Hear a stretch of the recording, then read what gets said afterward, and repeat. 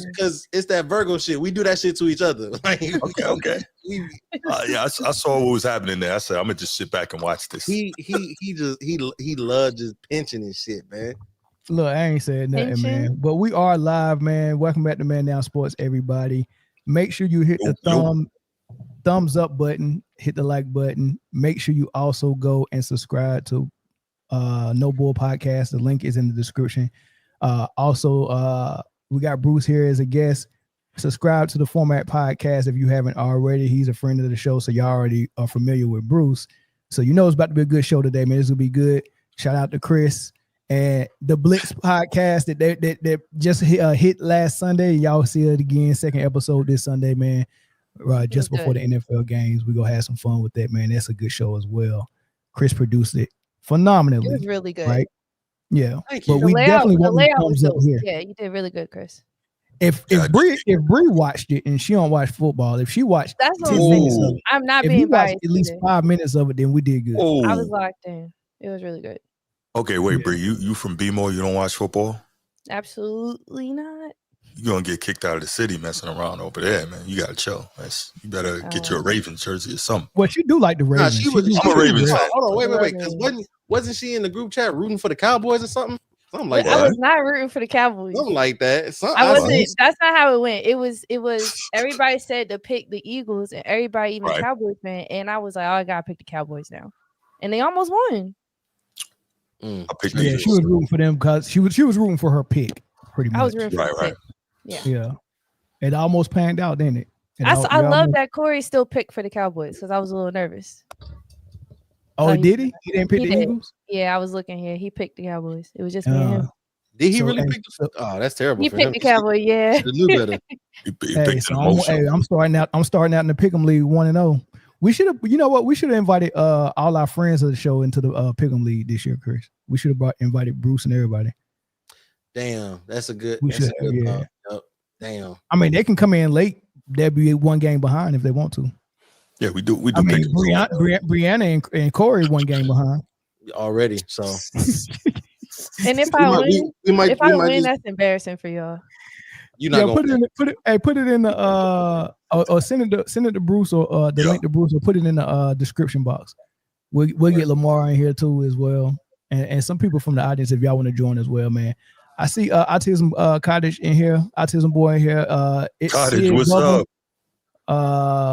What's good? Who else we got in here? We got Fancy in here. I'm calling out the moderators.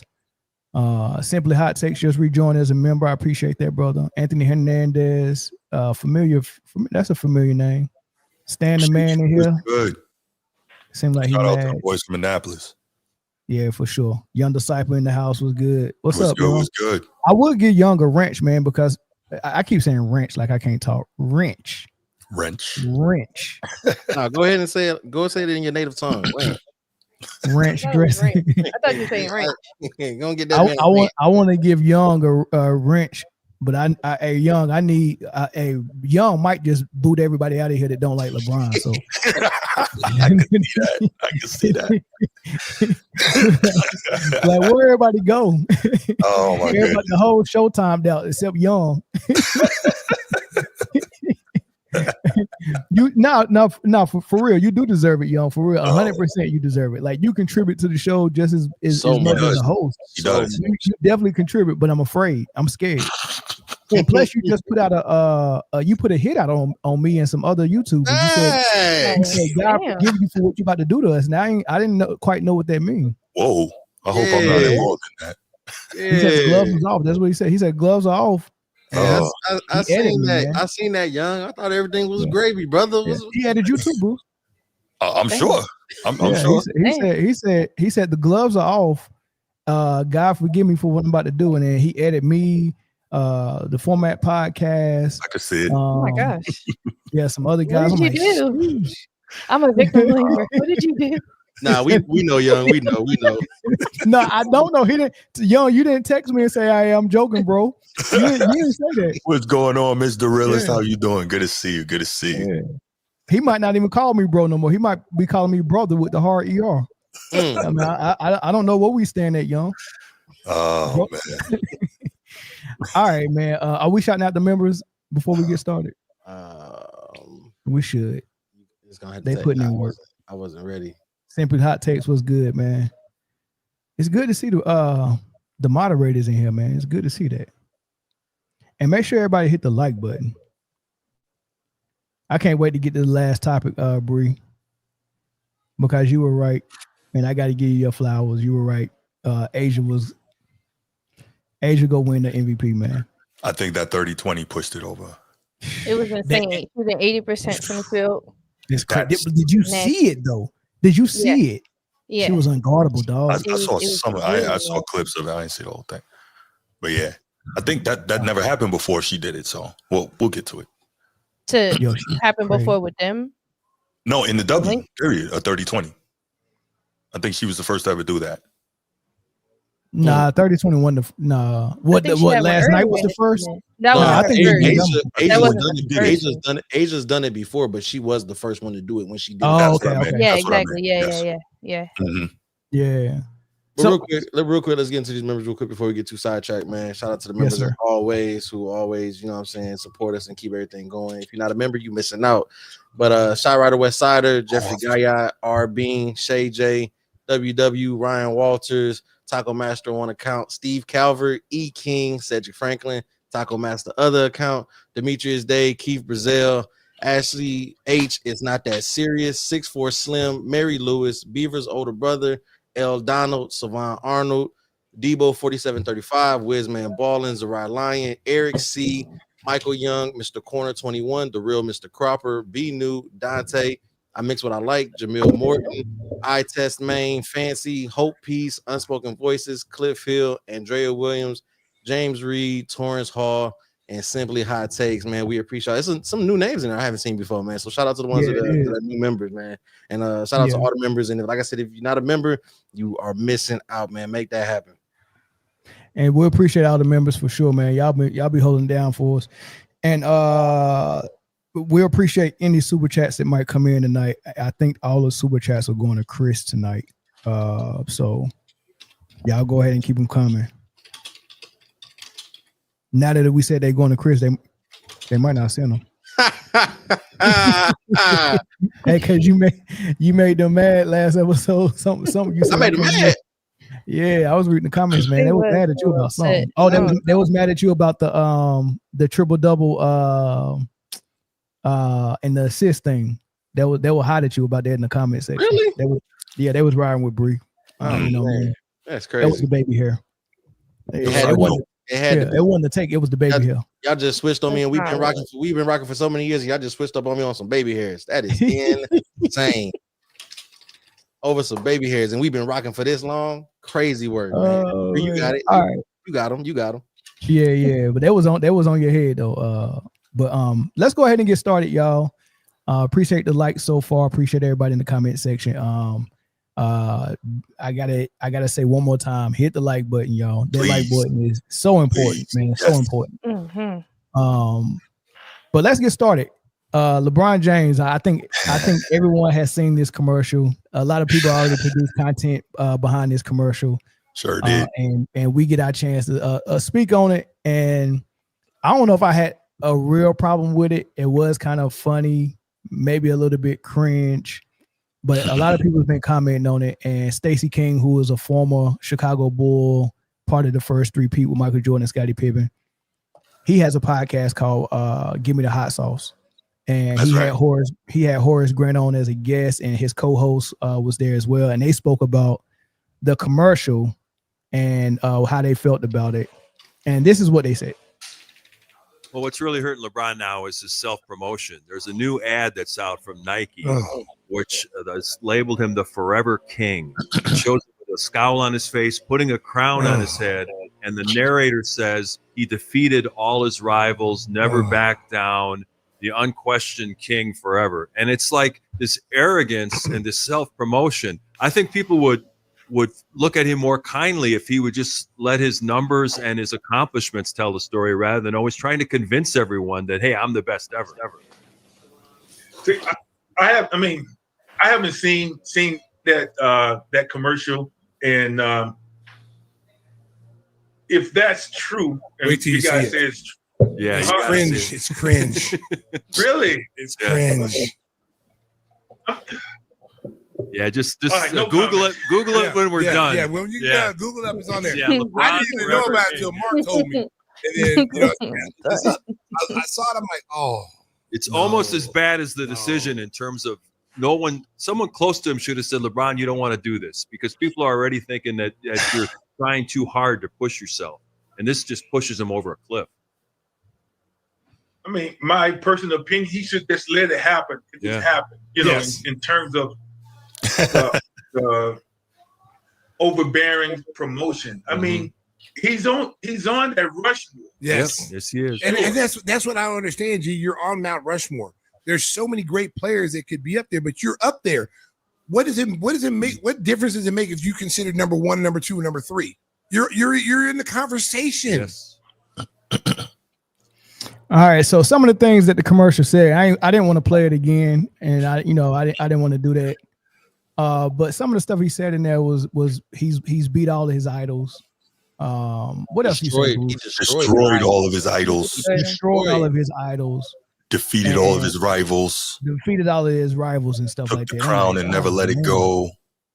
Yeah, I'm like, dog, if you go have something like that, let it be true. Like, when they did stuff like that with MJ, you believed it. I don't know if it was 100% true what they were saying, but you believed it. Like the mythology they trying to create with LeBron is not even believable. And I don't know who he's creating it for. Is it some people who not gonna know no better? They're starting to watch sports like some 10-year-olds now, right? Because maybe some 10-year-olds now who hasn't witnessed LeBron's career from start to finish, maybe they'll believe that. But I don't think he's convincing us and the people who seen MJ's career. I don't think those people are convinced with what they're trying to say. Because I know a lot of rivals he didn't beat, and I know a lot of idols that he didn't surpass, right? So I think that's weird. But I wanted to get y'all thoughts on it. I guess we get Bruce's first because he is the guest. So we'll get Bruce's thoughts first. But man, what do y'all think about the commercial and then what Stacey King said? So first, thanks for having me, guys. I appreciate it.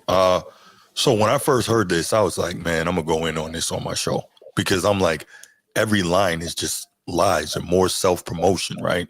More this continuous narcissistic effort of his to convince us of what his game between the lines cannot convince us of, that he's that guy, that he's the king, whatever, right? But when I discussed this on my show, my co-host Transformer and Sneed from SMT Media Network, both of them framed it in a way that I hadn't considered it before. And they basically were like, look, we know that it's hyperbolic, the commercial, but that's not LeBron. That is Nike trying to sell shoes. They're trying to sell a product.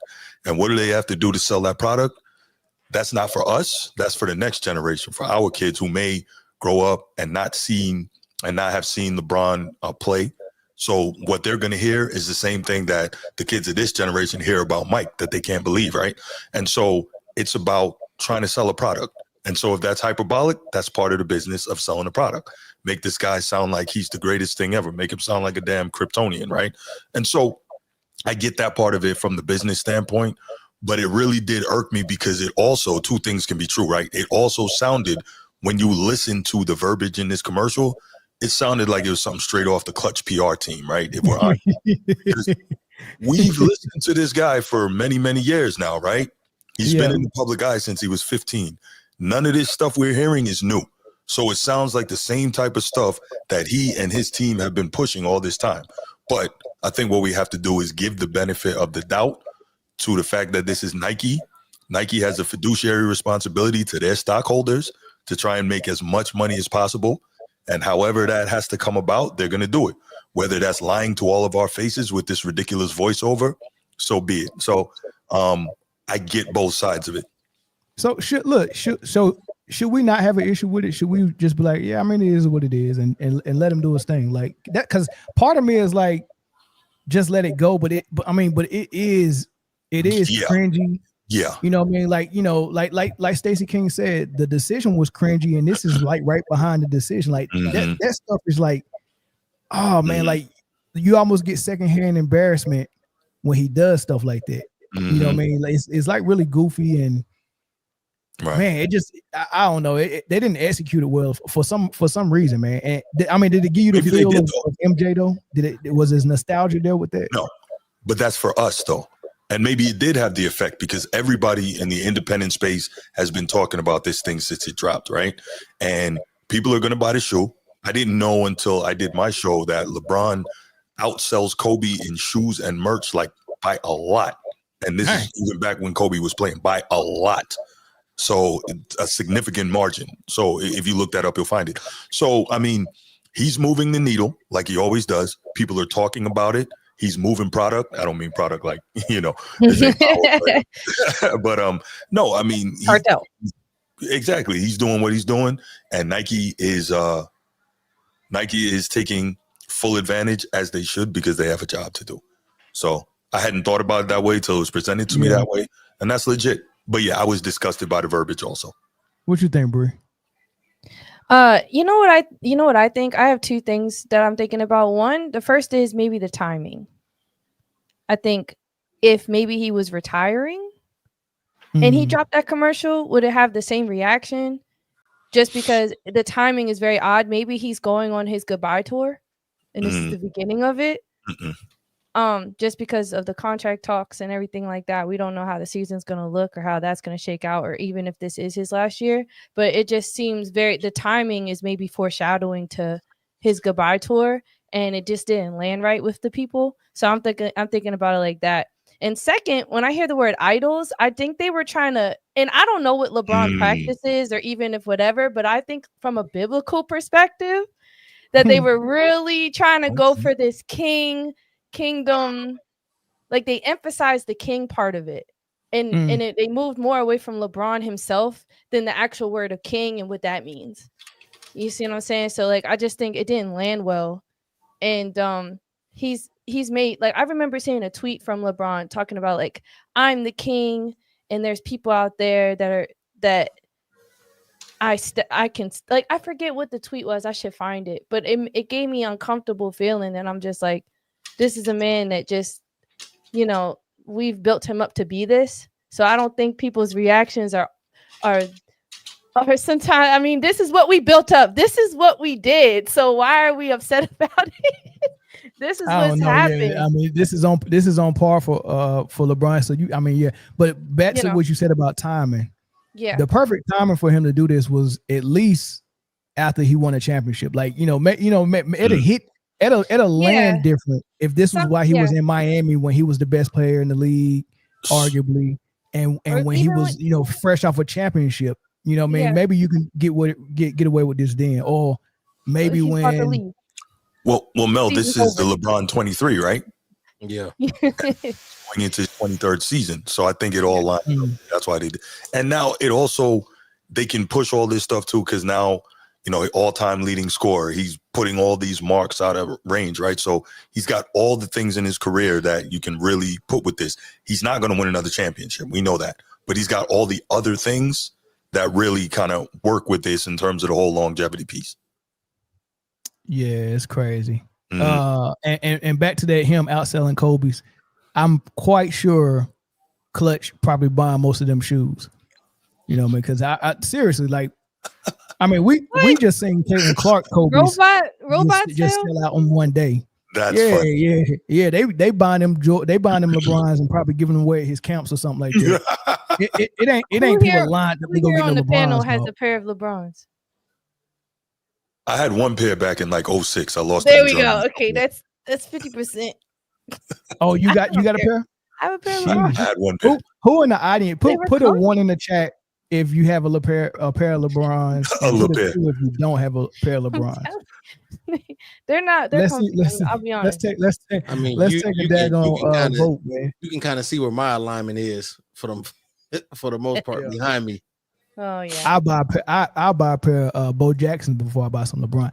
As a matter of fact, I got a pair of Dion's before I got a pair of LeBrons. Bro, I would boil a leather jacket and eat it before I wear a pair of LeBrons, man. I got a pair. I got a pair of KDs too. They sitting back here somewhere. Yo, put the cup in the camera, bro. Bird, get off my phone. Lose my number. Why do you have a pair of LeBrons? Lose my number, Brandon. I with friends like that. Well, I can't be his friend no more, though. Yeah, I can't be this dude friend no more. He walking around with some bronze, man. They don't even make them in size 16s. Wow.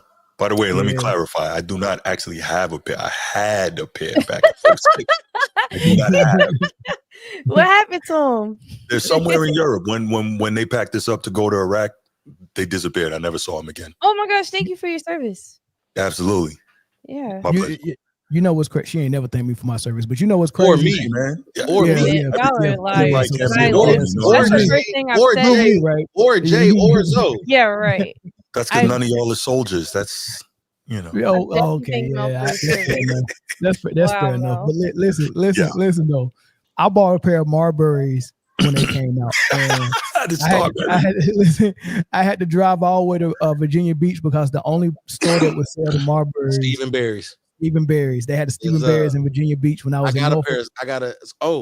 He came to Detroit. He was at Fairlane Mall and he was doing a signing. And so my grandma took me and I got a pair of Starberries.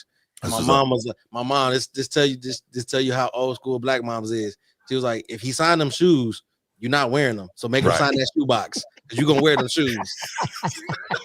That was only $16 though. Yeah. Or $29. No, they were like $15. They were like $15. And even with that, he was giving a portion of the proceeds to FDNY and the teachers unions and so it's the firefighters and the teachers unions in New York. Oh, that's nice of him to do that for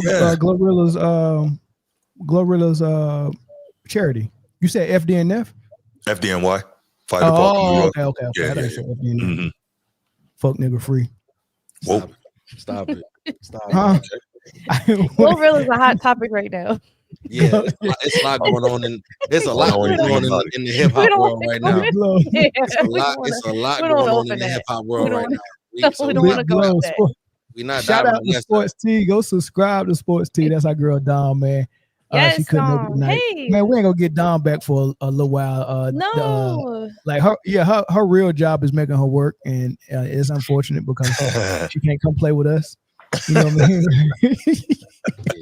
Yeah. Oh wow, man. Yeah, she got to earn that money. But she said LeBron's are great to hoop in. The soldiers are great, and they're the elites with an Air Max unit, the 8, 9s, 10s, and 12s need some kicks to beat up on the court. Okay, absolutely, 100%. That's why I got them. Like exactly what Dom said. Yeah, I mean, when it comes down to functionality. Okay, I'm not trying to what's it called? Protest a player. If their shoes are comfortable, I'm gonna wear them. Like y'all put on Anthony Edwards, and in my opinion, I'm just not. He's a cool player, but I don't like his shoes. They're not comfortable. I've hooped in LeBrons, I've hooped in Kobe's, I've hooped in KD's, I've hooped in foam posits, I've hooped in J's.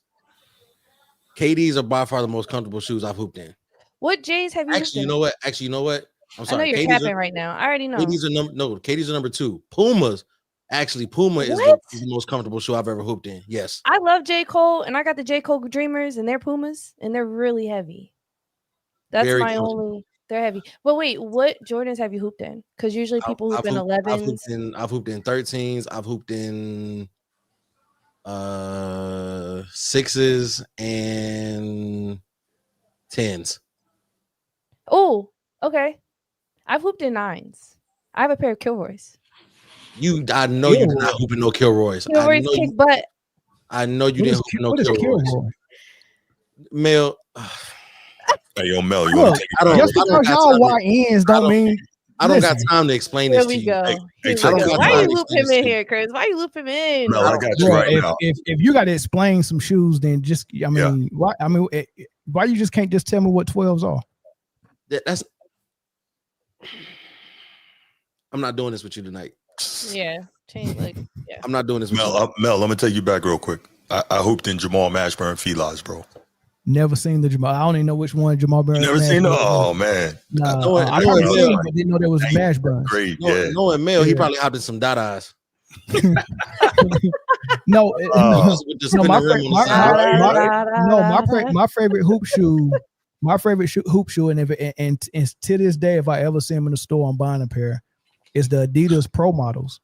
The one that looked like it got the shell toe at the top, but it's not a shell. It's like a gum. You know what I'm talking about? The pro models. A lot of high school Carolina fashion. A lot of high schools was when these pro models first came out. They was getting those for team shoes. Yeah. Oh, see, Bird know what I'm talking about. Yeah. The them only was the I ever was gonna cop was Derrick Rose when he dropped his shoe line. I never got a chance. Adidas be making some ugly ass shoes. They're so ugly. They so hideous. Hey, look, they're ugly. Look, as soon as you tear your ACL, I'm not hooping in your shoe. It's just me. Okay. Remember so what about Steph Curry? I'm not. But with his ankles, I'm not buying Steph Curry shoes because of his ankles. No. So, wow. That's not the shoe fault. That's just because he got terrible skinny ass ankles. That's all that is. That man has some terrible ankles. Man got the ankles. Oh, listen, man. Hey, them pro models was. So you crazy, hooping the man. Under Armours? You hooping the Under Armours, Chris? Oh, no, so I've heard Adidas are very comfortable, but I also like aesthetics, bro. And there's not a single Adidas shoe that you can pay me to fucking wear and be like, yeah, this shit hot. Like the pro models. You didn't like the Sambas? Nah. And Mel, hold on, you got a pair. Them shits that Kobe wore when he was with Adidas. Them fucking clogs. Absolutely not. Absolutely not. No. I don't do nothing in them shoes. Them shoes is for show. Yeah, they modeled those after the Audi TT. I remember that. They had they do look like the Audi TT. Mm-hmm. That's still to this day, Kobe would not say the word Adidas. He always say that other company. Really? Yeah. Huh. That's a loyal man right there. That man say the other company. But he said about the Clippers too, the other LA team. But back to the topic at hand. So the commercial, man, I had a couple of different qualms about it. Yeah. It was cringy, but not for the part that upset me the most is probably not the same part that upset everybody else. The part that upset me the most is that disgusting, weak ass Dollar Tree crown they decided to put on his head. Wow. That crown looks absolutely terrible. It looks like I thought it was a Burger King commercial. with that old Burger King crown that you used to be able to get the kids. Yeah. That would have been better. That would have been better. They was all lined up all through the Burger King. You just grab one and take it. Oh, they used to be. Yeah. Yeah. So I didn't know that was doing that when y'all was. Never mind. Go ahead. Don't start with me. Nah, I mean, because I thought it. This is back when it was okay to eat fast food. So, but on top of the just like it's the facial expression he's making during the commercial, the narration. Talking about he destroyed who? The destroying of the idols was crazy. Like that's wild. It was because, that was weird to say idols. That's very weird. Yeah, I need that cup. You see the cup, Bruce? Right? I need that cup. What's it say? LeBron stand tears. Wow. So the commercial the commercial is ill timed because, like, granted, you introducing another signature shoe, right? Mm-hmm. There are so many different ways that you can, like, the first colorway that's dropping with the shoe. Y'all seen that, right? Ugh. It's the one gold and the one purple that's supposed to symbolize, the first father-son duo on the court. You could have made a commercial. You could have made a commercial dealing with that. Take clips from that game when y'all dap each other up on the court when he checked in. You know what I'm saying? That would have been cool. Or something. You could have had so many other avenues, but instead you decided to go this route of he defeated all his rivals. He forever holds the crown. He destroyed his idols, and then you got him doing his little crown thing, but he got the crown, and the crown is fucking terrible. It's all dented. It's supposed to have some kind of cursive on it. I don't know what that says because I can't read that. It looked like male handwriting. So I'm just like, that's how long he been on the throne. I feel like they had to give some character to the commercials, man. He'd be missing the mark. And Nike, and I'm kind of disappointed in Nike because if you look at all the other commercials that they've dropped for their signature athletes lately, like Asia Wilson, her commercial for her shoe, absolutely fire. You know what I'm saying? Who else? They had somebody else drop recently. Caitlyn. Yeah, Caitlin's was all right too. Yeah, so They just pushing all the wrong buttons. How you go from that quality production? How you go from that quality production of a commercial to this? You know what I'm saying? Rich Paul wrote the script. That's how you do it. Rich Paul wrote the script. I mean, a lot of people put a lot of faith and trust in Rich Paul. I noticed that. They do. I mean, a lot of people getting paid off Rich Paul though. I mean, he must be really a bully in negotiations, man. Because I mean, I can't take nothing away from him. He just goofy and push the wrong buttons. But as far as somebody going, in them front offices for you, it sounds like Rich Paul might be on point. Where'd you wrote the script from? Where'd you see that? No, I'm just guessing because it sounds like the same stuff that they push whenever they go somewhere. Okay. Yeah. So again, he was at the football game at the football game and everybody booed him in the audience. And he stood up. He was in the press box. He stood up Super Bowl and put his crown on. What was the Super Bowl at? Why was they booing him? It was in LA. It was the Rams. The Rams and Bengals Super Bowl. Yes, that's the one. That's crazy. So LA fans was booing. That is insane. That is insane. So when they was booing him, he got up because I guess they showed him in the press box on the big screen and they just started booing him. So he got up and was like, "I'm still the king." Put his crown on. Yeah. And I'm like, dang, man, he just so cringy, man. And this comment on screen. This is a unique name for a gynecologist. Punani Kim said, "Who were the idols?" He says that every time. Who were the idols? I don't know for sure. Jordan. I mean, well, we know he didn't destroy him. He's been chasing the ghost in the arena for his entire career. So Jordan is one of them. I think how you have to. Destroyed the idols is like things that people worship aside from the king. That's why I feel like it was a biblical reference. I think you're taking it too literal to a lot of people. But I like that angle though. I mean, because it really makes sense because a lot of people do worship Jordan like that, and the king might not like it. It's his kingdom, and then on top of that, he might feel like he destroyed the idols because he passed them in scoring. Like the fact that he got the top scoring of all time title, that means he destroyed everybody in his eyes. But in what way has he? I'm sorry, Bruce. In what way has he destroyed Jordan or even Kobe or Kareem? By passing them in scoring. Okay, but I'm telling you what he's thinking. Even if he did destroy him, if you're Nike, Kobe's a Nike guy, Mike is a Nike guy. Why would you do that? You know what I'm saying? You're putting your cash cows against one another. That doesn't make sense. Yeah. So I don't even get that. Well, the thing about Jordan is the numbers that Jordan does will never change. Correct. He just put out another bullshit shoe, that Jordan 40, and it's still not going to affect the amount of gross he's going to bring in every year. Right. Just off the simple fact that he does retros and he brings back colorways every 10 years. Like this year is the 40th anniversary of Jordan, and they're dropping heat after heat after heat. He's doing numbers just off of like this will probably be record-breaking numbers for the Jordan brand alone, just because of the amount of heat and unlocked vault drops that they're doing this year. You get what I'm saying? So like Nike knows that no matter what, because Jordan got so big that Jordan is its own subsidiary of Nike. Yes, the Jordan brand, correct. When you open the Nike app, when you open the sneakers app, it's the Nike logo, the Jordan logo, and then boom. Yeah. So it's its own thing, right? So that is its own self-sustaining baby, right? Jordan, like without Jordan, where would Nike be? I feel like nowhere. It would have folded. It wouldn't have made it.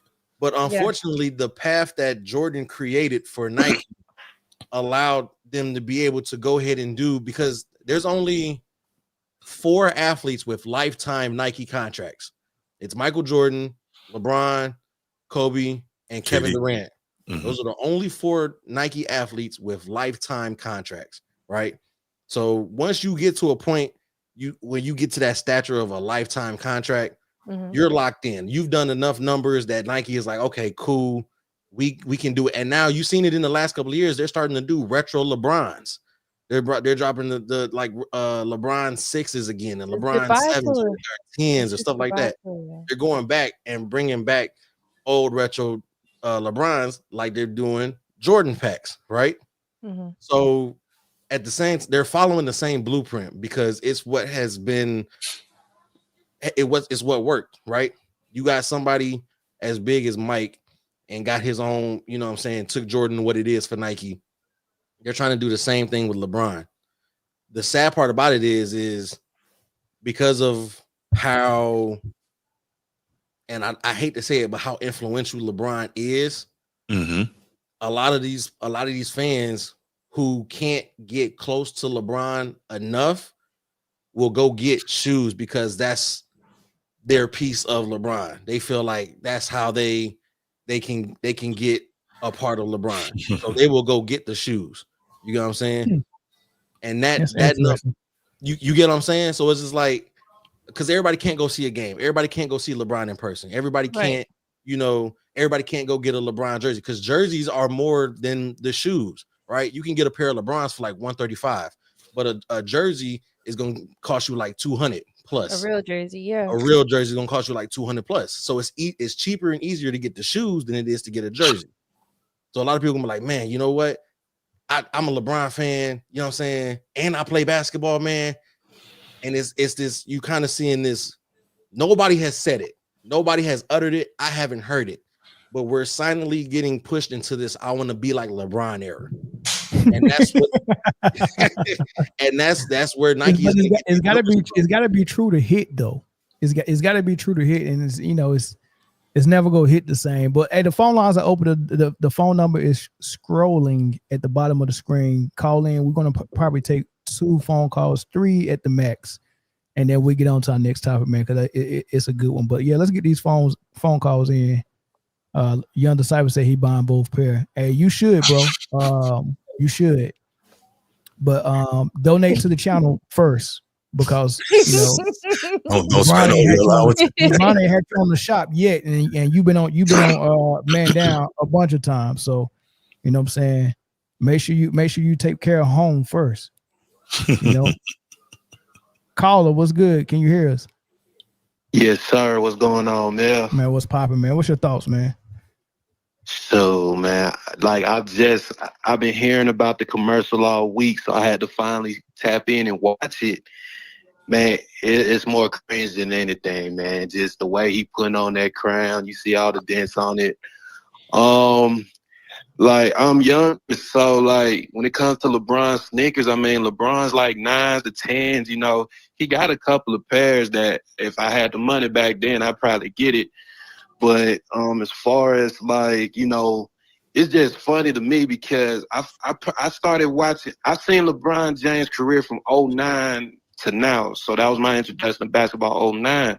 So watching LeBron, I mean, I don't know what idols you destroy. I don't know what rivals. I mean, it's confusing to me, but you know. Hey, it'll be a generation of kids that are going to look at LeBron the way, you know, you guys might look at Michael Jordan. So, hey, I don't know, man. LeBron James, he just gotta he know how to keep us talking about him. I say that, man. Do you know the age group that's like, you know, that's like looking at LeBron like MJ? Like what, like who I don't really know those people like that for real. See, I'm in my 20s, so like I say it might be a couple of folks like in the real early 30s that might consider LeBron, but like especially from my age and backwards, it's pretty much LeBron, man. Like if like you gotta understand that TikTok we done with the 90s, it's a real thing, bro. It's a real thing, bro. So like you have people saying, hey, Michael Jordan when they say Michael Jordan had no left hand, you better believe that. It's people who really believe that, and they really say it. So, yeah, so I would say as far as age-wise, after 2000, like especially after 2005, if you born after 2005, best believe, like if you got little nephews, little cousins, you probably gonna hear them talk LeBron James. Unless they really know basketball, like somebody actually teaching them the game. Like my son don't look at them like that. My son know what it is. He know what it is. You know what I mean? So, you know, but you know, my nephew always talking about LeBron stuff. Yeah, I think if you was raised by Big Mama, and she ain't never get out there in that basketball court with you and shoot no jump shots and watch no games with you, then you go listen to Shannon Sharp and Nick Wright, and they go shape the way you think. You know what I mean? So most of the people that I know that that think LeBron is on MJ's level are football players, geeks. That's a good one. And basketball players that play their position that all they have to do is run and jump. You know what I mean? Like anybody who got to actually like, you know, put some skill to their game, they know better. Like when you look at Kyrie and Kobe and Kawhi, people who putting skill to their game and getting in the gym and working on it, they know how hard it was to look like MJ on the floor. Like, oh man, like this is a lot of work. But people like Kendrick Perkins, they just run, set screens, jump, rebound. Like they don't appreciate, like even like Richard Jefferson, all he had to do was jump his whole career. You know what I mean? Got a 3-point shot later in his career, but most of the part he was just running and dunking, right? So people like that's basketball players, they're side with LeBron. You know, the skill players are side with MJ and Kobe. The football players will go with LeBron because they dumb as hell, as dumb as rocks. They like army. Why you say football players? No? Yeah, they like it's like football Army players and Navy. love trying to be basketball players. You see it all the time on the court. The bullet catchers. You feel me? You know I don't feel you, man. You don't really see basketball players trying to play 7v7. I'm just saying, but you do see a lot of football players trying to run pickup outside. Man, hey Bree, hold on, Carla. I like and Bree, and listen, how many basketball players have said, "Oh man, I can't make it to the NBA. Let me just go play football real quick. It's easy. Let me go be a Pro Bowl tight end like Antonio Gates, Tony Gonzalez. You know what I mean? It's easy, man. Let me go play tight end. Nah, man, that's not easy. Is man.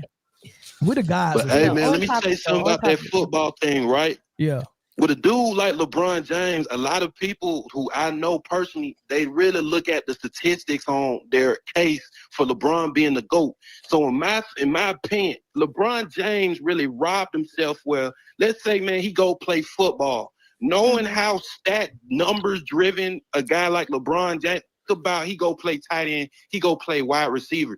We don't look at Super Bowls with those, you know, with a skill position, the way we look at it with a quarterback. So let's just say, man, LeBron James, he goes, dedicates himself to being the next Jerry Rice. That might actually be an attainable goal, but I think he really sold himself short with basketball because you're big and you're pretty much bullying everybody. But the problem is, man, when it came to the skill that like LeBron James is a top 10 player, whether we like it or not. So the other 9 guys who we got in that top 10, we see their skill bag, however you want to call it. With LeBron James, when it was time for him to get to that advanced level, he just didn't do it at the time where he should have been doing it. So Miami, he's doing it in LA because now the league is at a point where the jump shot is king. You know, you don't have that same creativity that you've had. Let's say we can go back to 15 years ago, man. Yeah, you know, that's a good point, man. I appreciate the call, man. I'm gonna take your comments and I'm gonna respond to it off the air, man. But thanks though. Yes, sir. All right, yep. Yeah, I mean, he made a good point when he said LeBron is a top 10 player, whether we like it or not. I agree. He's easily top 10, and I think the debate, in my opinion, it might be different for some people, but the debate starts after number 3. I got Michael Kareem. Of all time. Yeah, you don't think so? You don't? Okay, well let me say this before you challenge it. Let me say this before you challenge it. Yeah, for sure. I think he's top 10 for sure, like the caller said, but I do think that he has top 1% capabilities. Like his body, his attributes physically. And you know, some of the God-given talent that he had the frame and the foundation to be the best player we ever seen. Yeah, right? like don't want to take away his knowledge of the game because he clearly has it. And even though at first he started off not having a shot, he did work on it. I don't want to hate on that. Like 20 years. He did. Yeah, it took a long time. It took a very long time, but did they require it? So it's like it's so many different conversations we could have about it. Right. True.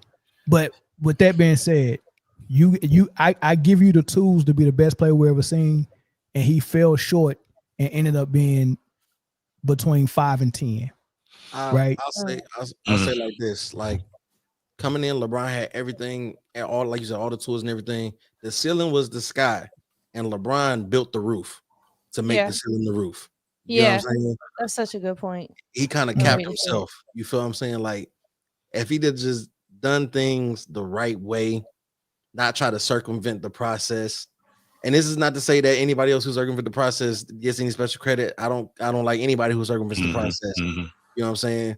But when you circumvent the process and then you go about your rest of your career and the rest of your life as if you didn't circumvent the process, that's the problem that I have, right? You never really hear too much about Kevin Durant, you know, I'm the GOAT this, or I defeated this, I did this, I did that, I did the third. Because, you know, and the controversy of him going from OKC to Golden State to get his championships, you never hear him come out and say, you know, such and such and such and such along the lines of what LeBron says after ultimately doing the same thing. You get what I'm saying? So for somebody who skirts the challenge and skirts the process to get the result and talks and acts and walks as if they didn't skirt the process, that's the problem I have with it. I think it also goes back to the king being his brand and not really necessarily a fact. Because like even when they had that Harlem Shake challenge, he wore a cape and he wore the king crown. Remember when he was on the He was also it was like a Cleveland, brand. right? That was in Miami. He was in Miami, and you had Mario Chalmers in the camera, like.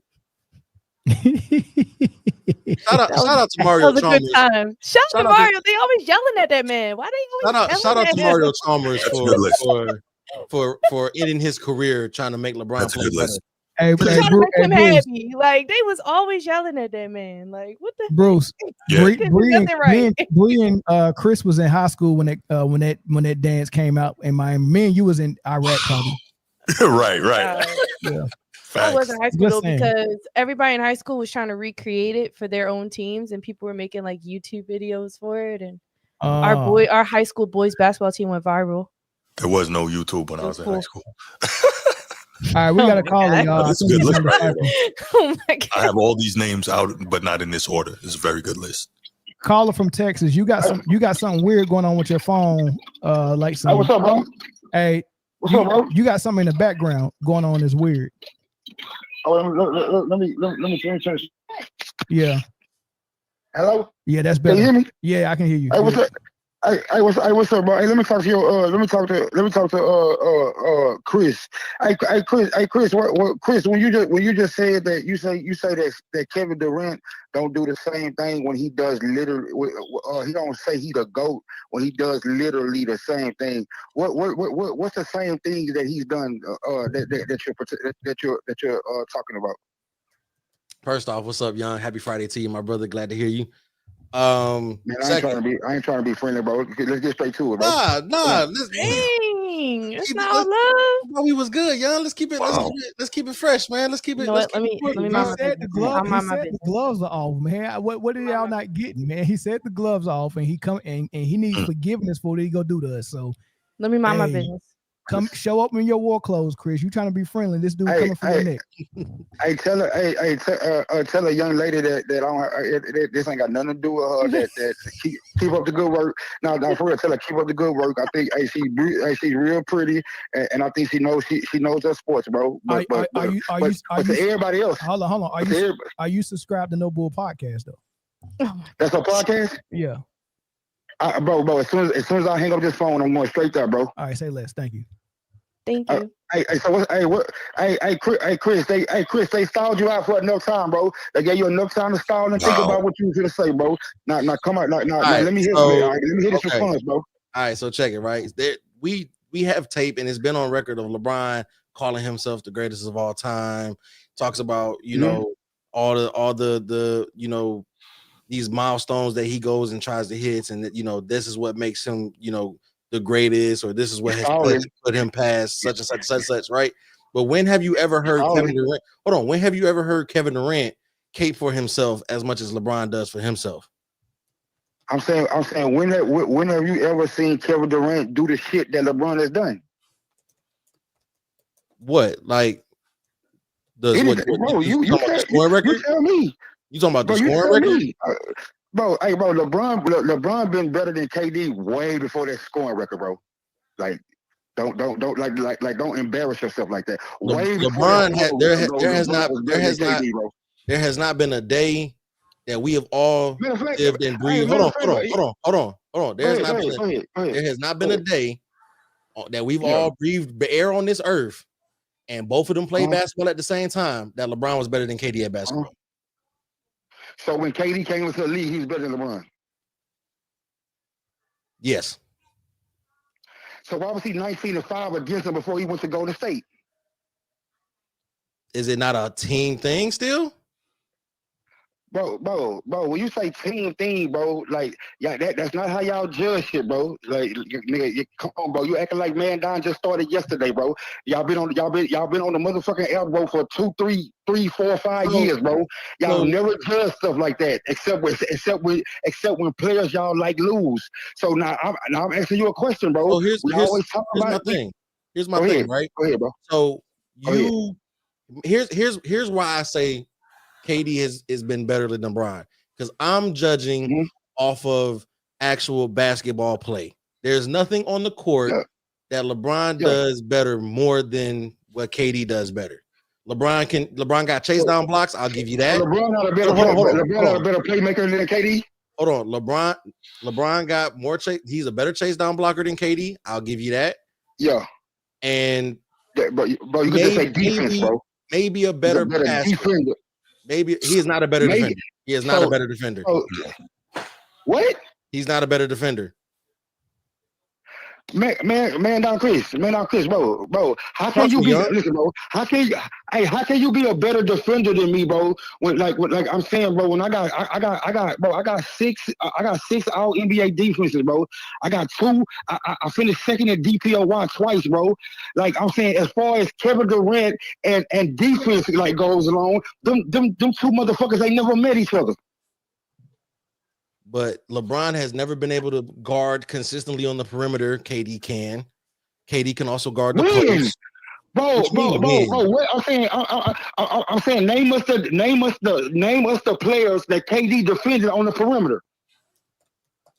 Anytime he gets switched onto somebody on the perimeter, it's not a blow by whenever, it's not a cone drill whenever they see KD out on the perimeter. KD still defends. LeBron turns into a cone on the perimeter. Okay, bro. Who's the better rim protector, bro? I answered that question. I think KD's the better rim protector. He is a 7-footer. And he did a lot. Mandown 7-footer don't make you a better rim protector, bro. But they do play 2 different positions. Sabonis was like 7'3", bro. He wasn't a good rim protector, bro. I was still talking. I'm not saying 7 foot makes you a rim protector. I'm explaining why he's a better rim protector, and I'm giving you an example. Go ahead, I'm giving you examples. Go ahead, bro. So this is what happened with KD and a lot of players that come in the league early that's known for their offense. If you get a reputation for not defending on an elite level, that reputation follows you even if you fix that discrepancy, right? And in KD's case in OKC, he was not locking up, right? When he went to Golden State is when he first played high level defense, and in that offense, especially when they had that depth lineup on the floor, when KD was the rim protector, he was out there with Draymond, Iguodala, Clay, and Steph. The rotations depended on Kevin Durant rotating and protecting the rim in the paint, and he did the same thing in Brooklyn. And Phoenix is a little bit different. He defends the perimeter more than he does rotating the paint. Bro, you know that KD is not no better defender than LeBron, bro. Ever since KD been in Golden State, he's been a better defender than LeBron. He made it a fact to be a better defender. You got. Hey, I got something for you too, Mel. Cause, bro. Hold on. How much time you think you gonna get tonight? Bro, I just got 5 seconds, bro. Right. Then I'm gonna hang up the phone, bro. I heard you tell the pretty lady that's on the this was last week too. You said that you seen KD actively hunting LeBron specifically. That's what you said, bro. Right or wrong? Is that not what you said? Yes. Okay, bro. So now you gotta learn basketball, bro. Okay. Like if LeBron is on KD, right? Y'all, the famous thing that y'all was saying was LeBron wasn't fighting over screens. So why was screens there, Mandown Mel? For that specific play? No, it's on a play period. You talking about for the play they called the screen for him? Bro, I'm saying if you hunting LeBron, bro, ain't no screens involved. Because LeBron is on you. Not if you hunt them, but if you come down court and you have a mismatch like with Steph and you do a 1-5 screen or 1-4 screen with KD, then the purpose wasn't to hunt LeBron on that play. The purpose was to get a wrinkle or get some type of other mismatch. Yeah, so if you're hunting a play, don't mean you go do it every single play. They hunted. They hunted Steph Curry, but it don't mean every time they came down, they hunted Steph Curry. So but they never hunted. KD never hunted LeBron, bro. So you coming up with one play or two for a screen? Yeah, not to get LeBron off of him. They didn't. Listen, that's what y'all say he's not fighting over the screen. Hold on. So you're talking about the finals in both years when they beat the Cavs and when Kevin Durant hit those clutch threes. And what you're talking about is those ghost screens. Mm-hmm. They wasn't even really trying. Hold on. Let me explain this to you. When you're hunting a player, you setting a solid screen for the purpose of getting a switch. When Steph Curry came to set that screen, it was a ghost screen. He didn't even screen LeBron. It was a ghost screen to see if Steph can get open.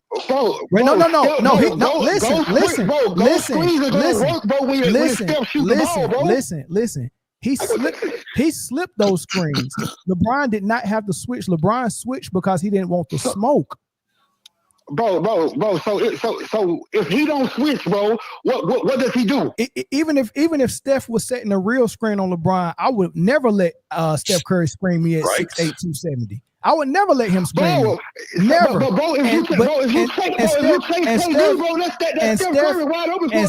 And Steph didn't even set the screen. He came like he was setting it and then slipped it. It was a ghost screen. LeBron went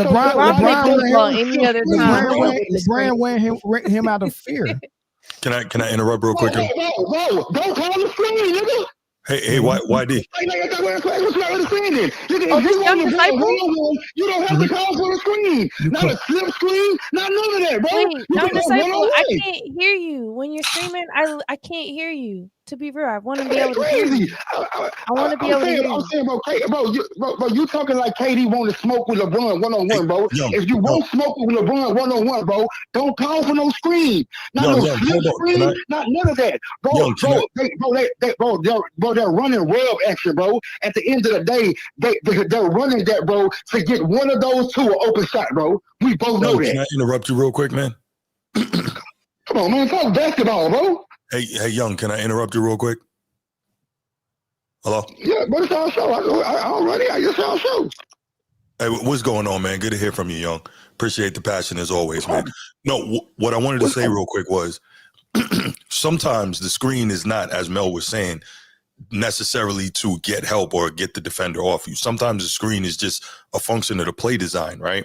You see that all the time. Well, you saw that all the time, back in the days when people were running all those different types of offenses.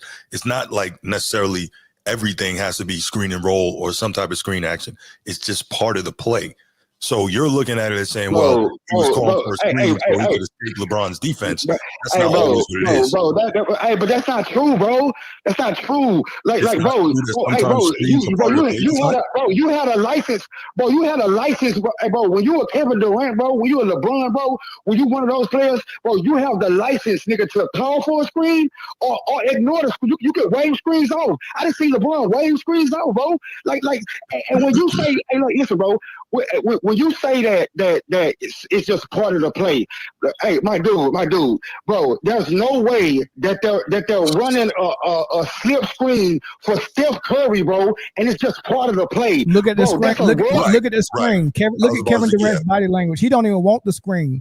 He's standing. He didn't call for it. Steph Curry did that. Steph Curry did that because he really wanted the shot. Bro, I think he didn't play, want bro, the that's a screen from play. Steph. He wanted the screen from someone else. Because you see him call That's for a play. another one. But he wanted the screen is what I'm saying. Not from Steph though. I don't think he wanted it from Steph. No. I'm not saying where it came from or where it was supposed to come from because that's one thing I don't have any knowledge about that I can say for sure this or for sure that. But what I'm saying is that when you say that a dude fried LeBron and he was actively like searching out LeBron, bro, that's false, bro. The last person KD won on him is LeBron, bro. I want to say, just speaking to this play that's on the screen, I do want to say that despite the KD calling for the screen, it wasn't even necessary because it looks like the Cavs were playing to the switch. They didn't even attempt to put their hand up. They read for the switch, and that prompted KD to shoot that three and knock it down. So I think the Cavs were their own worst enemy. They had a game plan to switch everything. Yeah. And even though LeBron is the king, LeBron's the king, he still went along with that game plan for whatever reason, and that's what I feel like the conversation's about. Him going along. And right there is what I don't understand, bro. Now if LeBron when LeBron does what the coaches or what they telling him to do, y'all got a problem with that. LeBron should just scrap the whole defense. And never go along. If the narrative is LeBron does what LeBron wants to do, LeBron influences everything. Okay, ma'am. Let me ask you one question before I get off the phone, ma'am. If the coaching staff if the coaching scheme, the defensive scheme is for us to switch, right? And in the middle of a play, I say, fuck what the coaches say. I'm gonna do what I want to do. Who like what does that do to your defense, bro? That means you're no longer on the string. We're all switching. I agree with you. I agree with that because the point I made the last stream was that the game plan was to switch everything. And the fact that LeBron went along with it leads me to believe that LeBron was the perpetrator of the switch everything thing. So if it is true, y'all serious? That's what I'm trying to say. So when he went along with it, like when do we know LeBron to not that's cool. do his own thing? He does whatever he wants. Is what LeBron said. So now what we're saying is that LeBron don't. Now when he do what the coaches say, y'all got a problem with that. But if he don't do what the coaches say, he's not coachable. I ain't never said that. So now I appreciate it, bro. Thanks for the call, y'all. All right, bro. All right, my nigga. That's crazy. Boy, that was barbecue chicken. Mel, let me say real quick. Once I pulled up the clip, it was nothing else. Yeah, facts. Hey, Mel, let me say something real quick. I know y'all heard when Paul Pierce said that when he was in the playoffs in Boston against Miami, and that supposedly is the best defensive Bron, right? Bron in Miami. When he said he called for LeBron to guard him. He wanted that switch onto LeBron when he hit that game winner in his face because he would have LeBron guard. He would rather have LeBron guard him than Shane Battier. What does that say? What does that say? I thought LeBron was supposed to be the superhuman defender in Miami. Right. When does he ever guard the absolute best player on the team? That's what I'm trying to say. The best wing players all lit this dude up. And wait, back to that clip. Cause I already took it off. But for those who remember that game intensely with the major basketball minds, who was that did the switch to go be on KD after LeBron took the switch? I don't know who that was. Was that Rodney Hood? Who was that Rodney Hood? It might have been Rodney Hood because I think it was Rodney Hood. LeBron took Steph out, and whoever that was. The 58 seconds left in the game, it looked really lazy, didn't it? Right. It looked like we just doing this. It was just Steph walking through the play. It wasn't even a real screen. And KD. Yeah, and KD wasn't even on the move using the screen. He was still in the half court. He didn't even use the screen when he shot the shot. He was running the clock out. Right. Yeah, he was running the clock. He was running the clock down. He wasn't even ready to go yet. So it was no point. Right.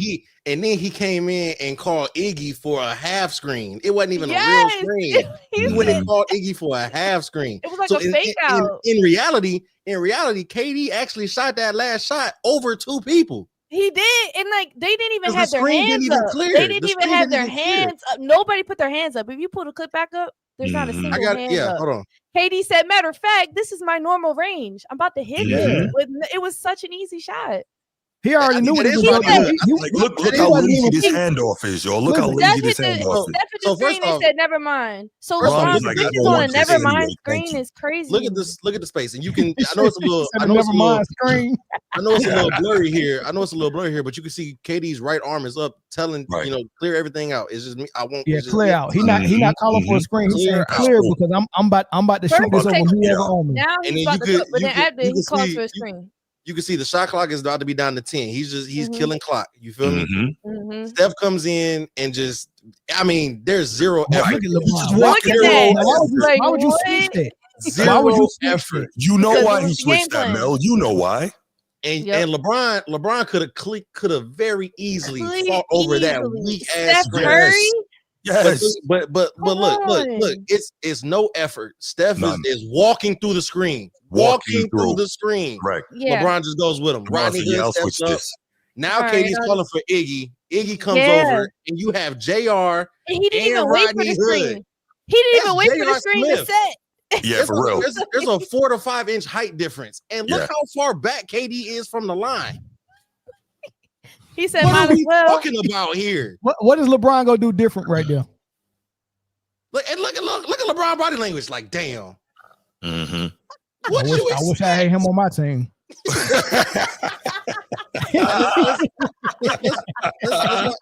watch this all at full speed again. Let's watch this all from the very beginning. Let's watch the whole play full speed. Look at LeBron not even playing D. That's embarrassing. That's embarrassing. That's embarrassing. I don't know. This is why I will always say that. I just realized another underrated and not talked about switch. What was the purpose of JR switching to Iguodala? The off-ball switch. The off-ball switch, because Iggy was on Kevin Love was on Iggy. So that's how you know that was their game. Switch everything. Kevin Love was on Iggy. Kevin Love was on Iggy. Sure was. Because they didn't want Kevin Love to get switched on KD. Okay, that makes sense. Yeah, they didn't want that's why he called for Iggy to come, because he wanted K Love to have to defend right there, and they didn't want K Love to switch. That's why J.R. Smith switched, which is what LeBron should have did when Steph came with that ghost screen. He should have did what J.R. Smith did and said, "No, I'm staying to make sure that nobody else lesser than me is gonna get on KD." Right. He didn't do that. No. And that was probably communicated between them. That wasn't probably game. Well, maybe it was game plan, but you got to communicate that. Nah, I got him. Mm-hmm. They do it for Steph all the time when they try to call Steph up the screen. Clay a switch with Steph so he can run and guard the screener. I feel like a switch everything defense only works if your players have the mentality to sustain switch everything with the type of the high caliber offense that the Warriors bring. That's switch everything defense. You have to have that mentality that we're switching and we're still going to remain active in passing lane, in hands. Like, it can't just be, I'm going to switch everything and hope that makes it easier for us on defense. Help the helper. There's no reason to switch everything. I guess there's certain situations, but on the whole, I think that's just lazy, so that because so many of these players are so much younger and don't get taught real defensive fundamentals anymore. So the easiest way to do it is to say switch everything. No, it's to cover your liability on defense. That's why it's have that. Everything. It's used to cover your liability, like we saw in that. Who's the liability on the Cavs defense? I have mosquitoes down here. Oh my god! In that instance, in that series, it was LeBron versus KD. Whoever was guarding KD was the liability. Right. KD. Honestly, you could have seen everybody on that team. That Cavs team. He was unstoppable. It wasn't. Whoever was guarding KD was a liability. But transformer. The fact that LeBron is supposed to be the best player in the world, and for sure at least the best player on that Cavs team, right? Yeah. Your best is supposed to guard the best if the position allows you to, right? Not anymore. Obviously, if you're a center and you're the best person on your team, they're not going to ask you to go guard the opposing team's point guard if that's the best player, right? So if the position allows, but they will if you're Elijah one. In this instance, right? They're both small forwards, so they matched up, right? Mm-hmm. So LeBron should have been guarding KD.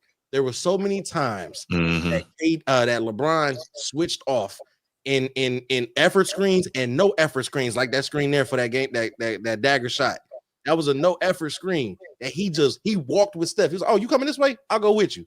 Yeah. But all right, we got a call on the line. This is the last caller, man. What's up, big dog? Man, I'm disappointed in you, man. You usually be on. Do y'all forget who Steph Curry is? Steph Curry they run that play a million times. Steph Curry walks to the screen, but as soon as Bron don't switch, he gonna sprint to the 3-point line and be wide open. Absolutely. Everybody knows that. Don't y'all know that? But KD, everybody knew KD wasn't giving the ball up in this particular play. Are you talking about this particular play? Or are you talking about in general? They run it all season. That's what I think. That's one of the best teams. The only team that's beating them guys is the 01 Lakers if they play the ball right. The 01-02 Lakers. Do y'all know that's the best shooting backcourt ever? And they got Klay Thompson. You can't help off him. How did you feel about LeBron's commercial? Was it cringy, or did you think it was exactly how it should be? I ain't gonna hold you. I ain't even watched the commercial. I ain't gonna lie to you. But I heard about it. But it's a commercial. I'm more like it's a commercial. People they trying to sell shoes. It's his commercial. I don't know, man. You know they gonna break down Bron. They gonna keep Bron. Bron gonna keep everything talking. They just how it's gonna be. They're trying to sell shoes, or they're trying to sell shoes or hope, or false dreams. They're trying to sell a dream. All of it. Yeah, they're trying to sell a dream. Yeah. Edward, you stupid. I thought when I had the AI, that was gonna make me hit the crossover, but you still got to go work in your Yeah. So you saying it was the right play to read Kevin Durant's body language, saying I'm about to take this shot. Like everybody watching the TV knew KD wanted that shot. He was not giving the ball up. Right, so you even Steph knew it. Why Steph is the type to have his hands ready. He just walked off. He knew what was about to happen. He was about to. And when you can have Draymond to shut the fuck up because he know that KD taking the last shot. Come on, man. Everybody knew their role. Everybody on that court knew their role. They was like, yeah, KD got the ball. It's 10 seconds left on the shot clock. Clear the fuck out and let him go to work. Bro, ain't nobody on the team, bro. If Steph Curry flash wide open or almost open, y'all think KD ain't going to still carry the ball? Is y'all crazy? If Steph Curry was on a heater and just hit 3 straight, then yeah, you think the ball going to him. But seriously, do you think Kevin Durant was giving that? Hold on. In your mind, when you watched it, did you have any thought in your mind that Kevin Durant was saying, how can I get Steph open? Or was he saying, I'm about to run this clock down. I'm taking this shot regardless. Right. You can read everyone's body language. They were spreading the floor. They knew it was Kevin Durant time. Yes. The Warriors run offense, bro. Not with 58 seconds left. That's not a team on earth that runs offense with 58 seconds left in the time ball game. I feel like LeBron, his ability to read a court is what a lot of his fans say is his best attribute. So even he could read that Steph was not about to take that last shot. Even the shot he hit the next year on LeBron in the game 3, where he crossed half court and took that 3-point in his face, and LeBron was 1 step behind the 3-point line instead of 1 step ahead of the 3-point line. Like it's a when a shooter is about to shoot, you can see it when they cross half court. Like it's a rhythm thing they get themselves in. Like they take one dribble after half court, and then it's like a little slower rhythm dribble right before they're about to pull up. I seen when Kevin Durant was bringing the ball up court, he was gonna shoot the 3. And this KD we talking about. Oh, of course. So the point is, you tried to come up here and cape for LeBron and say he made the right play by switching on Steph on a ghost screen. Right. I'm saying this is this how you gotta play that. Chris, what were you about to say, Chris? LeBron James should have been in Kevin Durant's hip pocket the whole time. Why are you standing at the 3-point line? Mm-hmm. And KD has the logo. I do want to say this. You're afraid that KD gonna blow right past you. I do want to say this. I want to add this. That was game 3 of the 2018 finals. Mind you, Steph finished with a stat line of 3 for 16, which included 1 of 10 from 3. Steph was not getting the fucking ball in that spot. He knew Steph himself knew he wasn't getting the ball in that spot. So you know what he did? Played his role. You see by the wall. Not when you got a greater not when you got a greater player in that moment on the floor like Kevin Durant. You get what I'm saying? You get what I'm saying? Listen, better than Kerry, but that don't mean everybody think that. Bro, everybody on the floor thought Kevin Durant was the best player on the floor. Everybody. I bet Kerry don't think that. This is the season after Kevin Durant. After Steph Curry blew a 3-1 lead to LeBron. And couldn't get it done. KD didn't want to be the best player. I don't think KD wanted to be the best player. I think that was the game that he accidentally dropped 43. And he just wanted to win. That was the game he accidentally dropped 43. I don't think he wanted to be the best player. I think KD genuinely wanted to win. And the reason I feel so strongly about this is because I left a really poor team after I got all the accolades, individual accolades, and I just wanted to win. I could care less if I was the best player or not. I genuinely wanted to win. So I feel that KD did not care whether he was – I don't think KD cared whether or not he got MVP or not. I think that just kind of like fell on his lap. Hold on, Nino. And Bree, I agree with you. But here's another thing that I read from body language with Kevin Durant. I think Kevin Durant wanted an opportunity to get on that final stage again, head to head with LeBron, because he still had a sour taste in his mouth for when the super team Heat beat his team in OKC. Absolutely. He just wanted this opportunity, and even you could tell every time he hit a big shot. Every time he hit a big shot, he looked at the crowd like he thought that was going to propel him over LeBron in everybody's eyes. That I took his head off in the finals 2 years in a row, and it didn't. That's why he said the feeling I thought I was going to get after winning the finals, I didn't get that feeling. Like he you know what I'm saying? It was based on how the media reacted to him. It was still like LeBron's the best ever. And I'm like, did y'all see what KD just did? So if we go back to the Stacey King show where they talk about LeBron being grateful for just being a part of the talks, I feel like this was a moment where KD got himself a part of the talks. I don't think anybody's taken him out of the talks since then. And that's awesome. Yeah, a lot of people do though. Which is I don't understand why. They praise LeBron for. A lot of people take LeBron, KD out of the talks. That's weird to me because I feel like KD genuinely progressed in his defense. Oh, go ahead. Go ahead. I just want to know, how could you discount? But this for Chris, really, to Mandown when he ain't on LeBron, but he gonna talk real about both of them. But if you gonna slight Bron for going and comparing with throwing together a team, you gotta. I don't slight neither one of them myself. But you slight KD for going to a made team. We seen that throwing players together don't always work. We seen that. We seen him go to the Phoenix. We've seen players try to put teams together, just throw players on a team without a bench. It don't work. So this was a made team, a team that beat you in the Western Conference Finals. A made team with a great bench. A1 bench already. No, that's not true. Mel, I got you. Hold on, Mel. The bench was disintegrated so KD could come. Go ahead, Chris. And I want to add this part here, right? We say, and I don't want to take anything away from the ring that the Warriors got in 2015, right?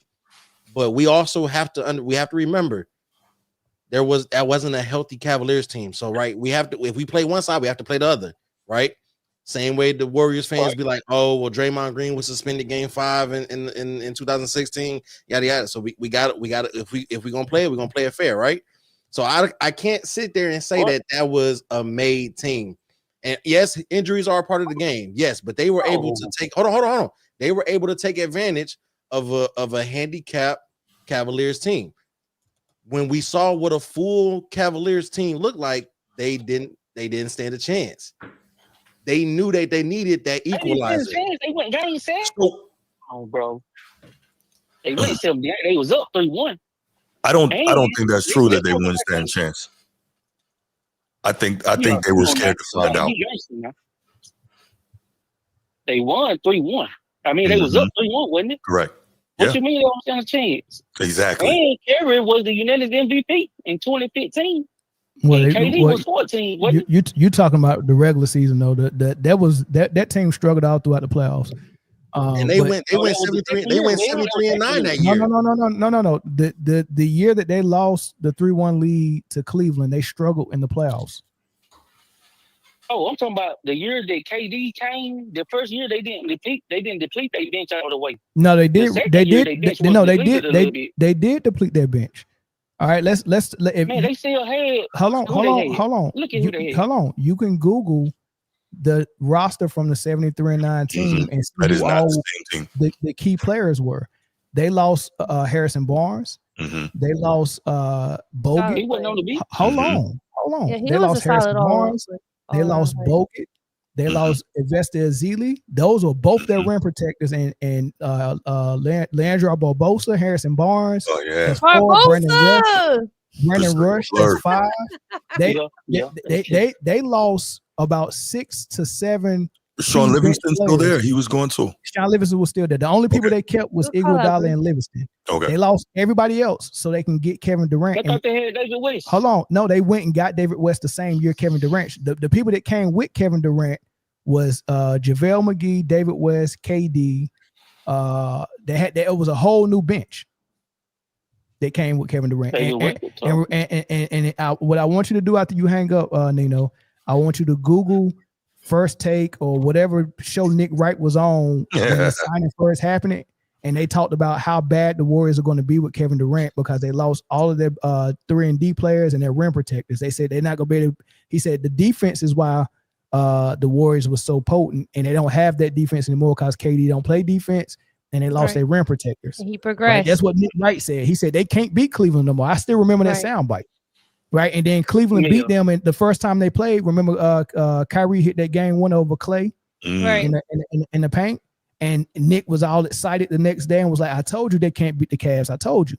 Even though it was good defense, just better offense. Exactly.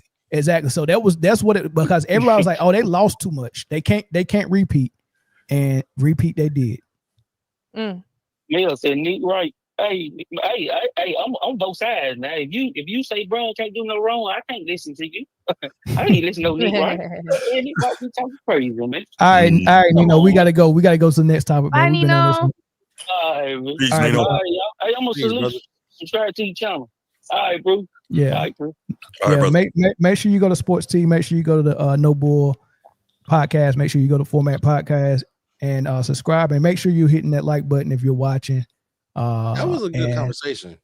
It was. Yeah, Nino's a real good caller. No, I'm just the whole topic in general was okay. Yeah, I agree. Yeah, it was. All right. Here's the big one, right? The Kawhi Leonard, the whole Kawhi Leonard of the thing, right? You know, all of this, man. So I know, yeah, this is good. So you know the story. Pablo Torres. First of all, Pablo Torres has a podcast called what was it called? Torres. I know, yeah. Torres finds out or something like that. Like I guess the podcast is dedicated to him doing. He be finding stuff out. Matter of fact, Mel, journalism. Last time you were on my show, we talked about him doing the investigation of LeBron not actually being at Kobe's memorial. Sherlock Holmes. He's the Sherlock Holmes of basketball. Pablo Torres digs deep. Yeah, definitely. Sherlock Holmes. Hold on, let me see if I can find the name of that podcast. I'm looking it up. Pablo Torres Finds Out. That's what it's called. Pablo Torres Finds Out. So I guess this podcast is dedicated to finding some stuff out, right? Yeah. So he went to Harvard. Check that out. Huh? Sorry, go ahead. Check that out. Oh yeah. So evidently he did investigative journalism. He went and found a paper trail from a ghost company that paid Kawhi Leonard about $28 million, I guess $7 million per year for 4 years, and some other celebrities as well. Right. Kawhi got the most. So paying them, and then they also linked this company to the LA Clippers owner, Steve Ballmer, and then the conclusion that he came to is that Steve Ballmer must have gave Kawhi some under the table money to sign back with the Clippers, which is circumventing the salary cap of the NBA, which is frowned upon and probably should have some penalties attached to it if they were found to be guilty of this, right? Definitely some forfeiture of picks for sure. Correct. Right. I seen somebody say something goofy like, "Oh man, if this happened in 19, they gonna have to I seen do that something." dumbass shit. Yeah, I'm like, man, what are y'all Kawhi talking gotta about, go. SGA got to go back to the Clippers, and Paul George got to go back to OKC. I saw that. Get out of here. Stupid Ain't ass nobody about to do that. Right. So a lot of people have spoken on it. First I'm gonna give you the soundbite of Steve Ballmer because he actually went and had a conversation, which is brave of him. So he got a conversation with, I think it's Michelle Tafoya, or maybe it's somebody else. He gave his thoughts on it. Stephen A gave his thoughts on it. Kendrick Perkins gave his thoughts on it. And I want you to hear Ballmer's and Stephen A's first. Why do you think they gave him that much money? Let me just repeat. I don't know how much money they gave him. Well, in the court documents and in Pablo's podcast, they reported it was $28 million. Pablo's podcast, I don't know anything about the court documents on this. I haven't seen them and I don't know. I'm not trying to be, I don't know. I really don't know. But the speculation is what it is. And why did they do that? It's a lot of money. I mean, 28 million, 7 million a year is a lot of money for a guy that you didn't actually require to do anything. I don't know why they did what they did, and I don't know how different it is. I really don't. And frankly, any speculation would be crazy. These are guys who committed fraud. How would I be able? Look, they conned me. I think that Steve Ballmer is a treasure to the league. He's one of the owners that is beloved by a lot of people. And I think that he deserves the benefit of the doubt. It is a bit hard to imagine somebody this brilliant financially, this rich financially, worth tens of billions of dollars, to sit there and listen to him say he got duped. That is a hard thing to stomach because you don't become that successful getting duped. Okay, so he has to understand that's very, very difficult for people to comprehend. But to me, the biggest focal point for all of this should be Kawhi Leonard. The number one reason this story has credibility is because it implies that Kawhi Leonard got paid for doing nothing. And that is what we know him to be. But there was an investigation into his uncle, who's his manager, and stuff like that, years ago because of improper benefits, which ended up being nothing, according to numerous reports. Fine. But he is known as peeling out every perk he can, every dollar he can squeeze out, and he doesn't hesitate to take time off. 45% of his games missed in the regular season throughout his career. 30% games missed in the postseason. When you need him, he just ain't there. This last playoff series was an aberration simply because he showed up to play, because it was a shock to everybody that he was going to be available. If this were LeBron or Steph or somebody else, something like this would be thrown to the wolves. Why? Because to imply that they would be paid for doing nothing, nobody would ever think of it, because they are ambassadors for the league. They show up, they honor their commitments to the team in every way, not just on the court, but off the court, and nobody would look at them that way. But because this is Kawhi Leonard, notorious for being, absent from work, notorious for that. That's why I know it raised my eyebrow. Wait a minute here. Kawhi Leonard, 28 million. No responsibilities. Damn, that sounds like him. Bree, so this is on brand for Stephen A. Smith. I think his opinion on this thing was based on what's going to get the most clicks, and he's really good at calling players out and pushing it way to the other end of the spectrum because it's going to get clicks. So I don't even think this is something that he really believed. That was theater, right? But it's also on brand for him to come and protect the owners, because this man came out and was like, "You got to give Ballmer the benefit." Yeah. Mm-hmm. So your whole thoughts on what Ballmer said, the situation itself, and what Stephen A. Smith said? I feel like he's looking at the wrong person. I don't think we need to look at Kawhi and tear Kawhi apart. I think we need to look at the NBA. Because in my opinion, I think it's BS that in one day time span, we see an article that released about the wrongdoings of the Clippers and this ghost company or this company and funneling money and no shows for jobs. And then a day later, not even, the NBA says we investigated this and we found no wrongdoing. So it only took you a day. a day to investigate. I think that's BS. Was it the NBA that investigated or the Clippers? It was the NBA. Somebody didn't invest. Okay. I thought it was the NBA. It might have been. I don't know. I thought it was because the NBA. It said the NBA. It didn't say the Clippers. Because why would the Clippers do an event? I don't think this is worthy of in-house investigation. This is NBA investigation. So y'all did an investigation in one day and found no wrongdoing. So to me, as a person who loves watching basketball, as a fan, not even a podcaster, as a fan of basketball, to hear that this even happens, I was like, oh my God, wow. These are the things that I think goes on without being said behind closed doors, and it's being exposed by people. Because nowadays, media that's raw, media that isn't journaled by the legacy media is becoming more popular and prominent. So you got these little people with podcasts and they're actually pulling out real facts. To me, it was a shock to hear that that's something that even existed. And maybe people who are super fans knew about this and just kind of overlooked it. But I did not know this. So when I read this, I'm like, that's BS.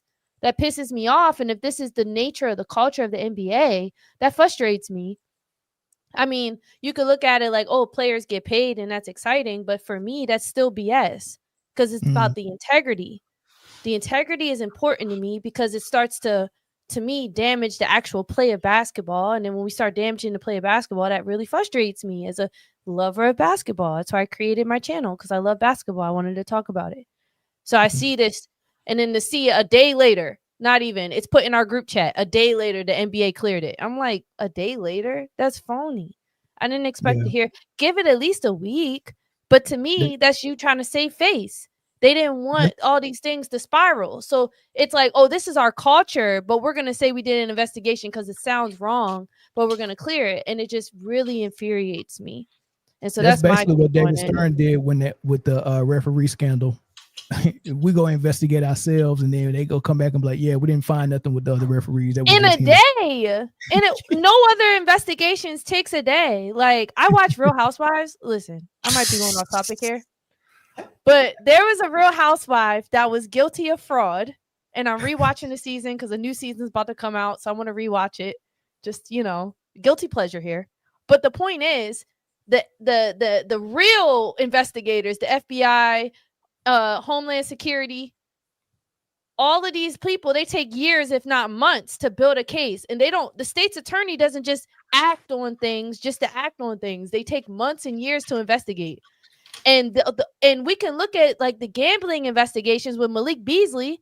That joint been happening for a year or something now. The Detroit Pistons picked up Malik Beasley, knowing he had all this baggage.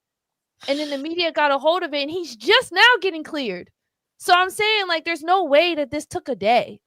I think it's phony, and I hate that the media thinks that they can get one up on people. Like, we don't know no better. Like, we're not stupid.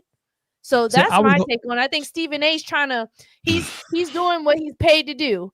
Deflect and distract and put things on wherever he needs to do. And him on this politician kick, he's good at it. He's really good at it. He's real good at it. Pisses me off. We need to look at the NBA. You bring up a good point, which kind of goes into what Kendrick Perkins was saying. I was gonna say this soundbite for later, but I'm gonna play it now, and I want Chris and Bruce to respond to this one. I believe that Kawhi Leonard is getting too much heat for this shit. Right? Any player would have taken that. That shouldn't be on Kawhi Leonard. Kawhi Leonard, when he's negotiating a contract, and this is how it happens with all players who's negotiating deals. They have an agent in place who I believe is Uncle Dennis for Kawhi Leonard. I may be wrong, but I believe it's Uncle Dennis. Uncle Dennis he represents Kawhi Leonard. Okay?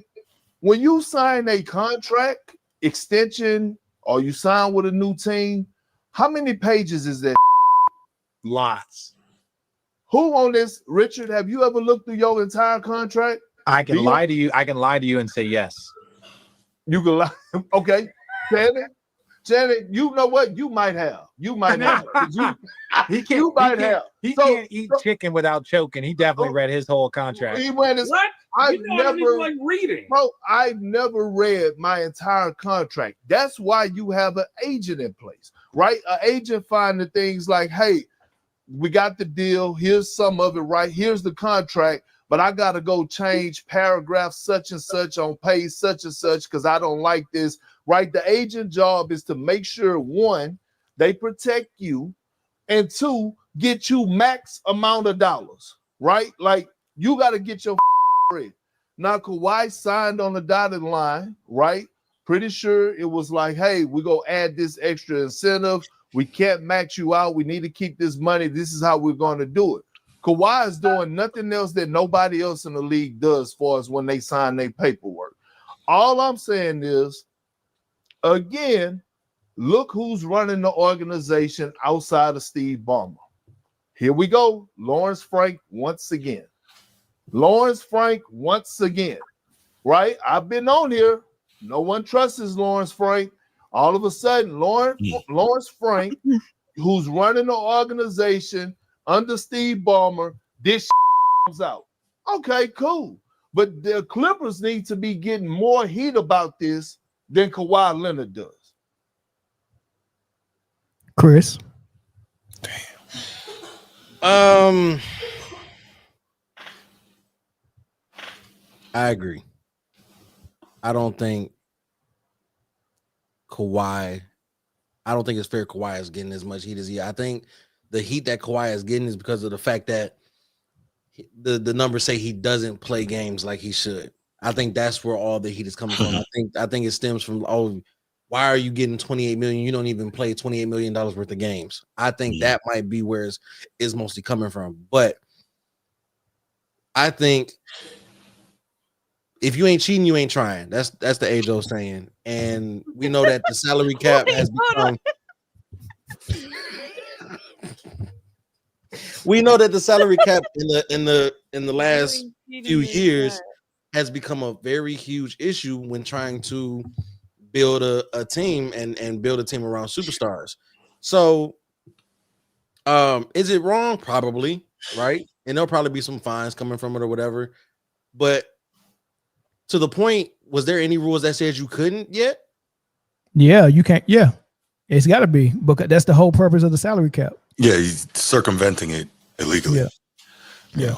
And they have a soft salary cap, by the way. It's soft. Meaning they can go over. It's not like the WNBA where it's a hard salary cap. It's a soft salary cap. I just want to put that out there. That first and second apron is making that soft look a little hard. Yeah. It's a little Viagra on that thing. So at the end of the day, right? You can't sit there and point to Kawhi and be like, you shouldn't have took the deal. Any athlete is gonna be like, listen, if there's a way that I'm getting paid, I'm gonna take the money. Whatever, cool. It should be down to the owner, general manager, the team who put that deal on the table. Like, hey, listen, we understand that this might not be the right way to do things, but we feel like we can kind of finesse the system a little bit, and we're gonna do it like this. That's who you need to be pointing the finger at. And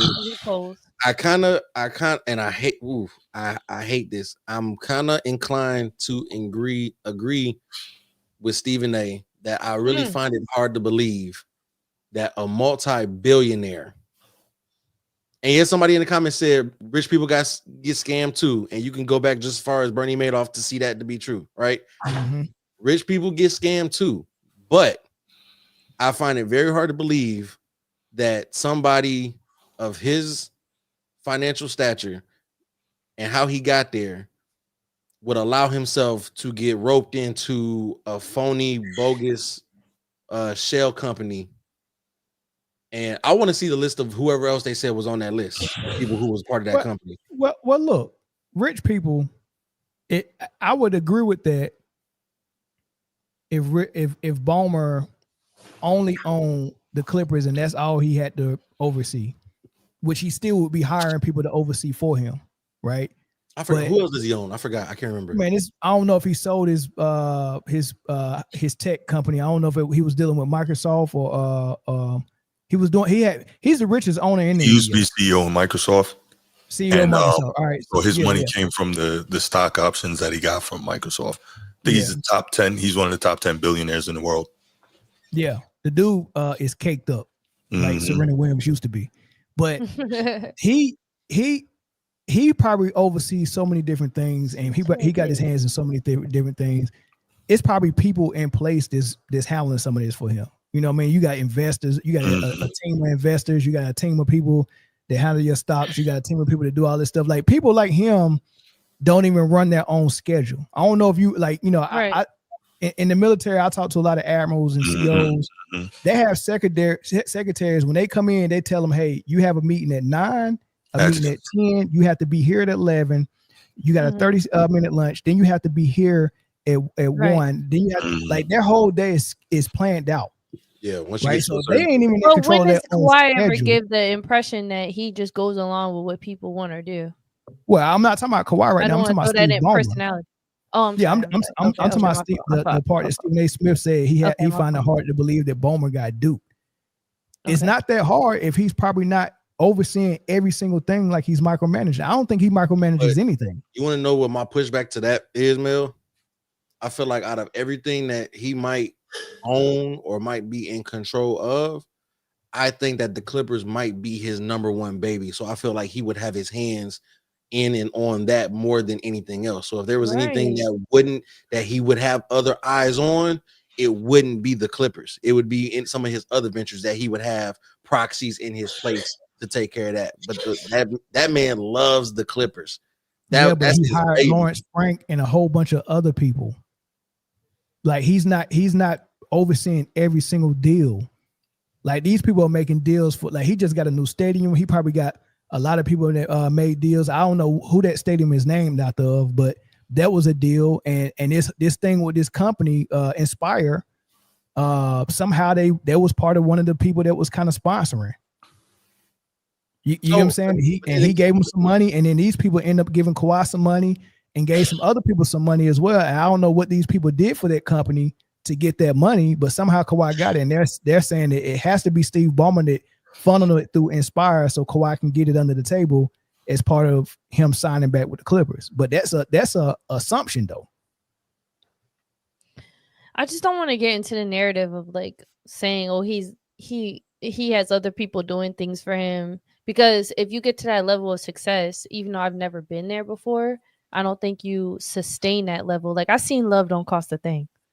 Like it takes work to get to the top, but it takes even more work to stay at the top. Like I don't think you get to that level of success and you just let other people dictate contracts and just trust that they're gonna do what you need them to do. And if that's the case, that's a cop out. And I'm still looking at you like, where's your integrity? And I'm gonna keep it a buck with you. For me, I don't care how much money you make. And integrity is very important. I'm gonna keep it a buck with you. The more money I get, the more I'm looking at my accounts to see where every dollar is going. That's a lie. It's impossible. You're not gonna be able to. You're not gonna be impossible. Going nowhere except a piece of hold on, Mel. But think about this: a contribution that big, I have to put eyes on it because you're not funneling $15, $25, $1,000, $5,000 to this shell company. That is a multi-million-dollar investment. Why wouldn't I know where my money is going when it's got a couple of zeros attached to it like that? Chris, Bruce, what do you think, Bruce? I think this whole thing is crazy, but I think that this is far from the first time we've seen this happen in sports.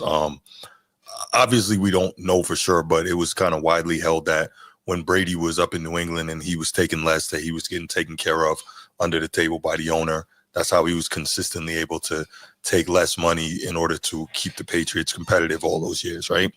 This is not the first time we've seen it. I think Mahomes, I think he got shares in Hunt's Foods when he signed his deal, that 10-year, $490 million, whatever it was, that funny money deal. So we hear that guys get extra stuff all the time, but what happens is the owners are generally smart enough to do it with a layer of insulation, right?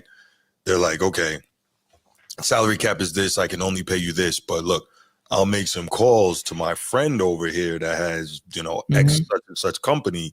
And if they choose to do business with you, right? So they get you that money, but they do it with a layer of insulation. I think this time it was just sloppy by Ballmer. If indeed all this plays out to be the case, it was just sloppy. It was too much of a clean paper trail, too easily traced back. And I think they had a number of other celebrities involved in it too, but Kawhi Leonard was getting the most pay. And I think the company ended up like flopping and going bankrupt. It's just, I think it's just a function of this whole thing was super sloppy. Like, we know what we don't know. We can assume that this happens from college basketball to college football, all the way up to the pros. But especially with the they just didn't handle it properly. So it wouldn't surprise do me you at think all. majority of the owners are doing this? I think the majority of the owners that want to win and have a big time player like this, because there are some owners that are content with just owning a team and making money every year off revenue sharing. Not every owner is trying to win. The Clippers are desperate for a win. Mm-hmm. Desperate, in my opinion. I think Steve Ballmer really wants to win. For a win. Absolutely. I think he really wants to win. And I think he was thinking, I'll do whatever it takes to get the guys that can bring me the win.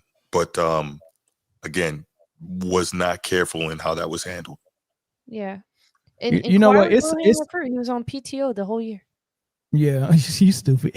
It's some teams that got natural advantage because this would give a team unfair advantage with signing a competitive team because you're paying you're circumventing the salary cap and paying under the table, right?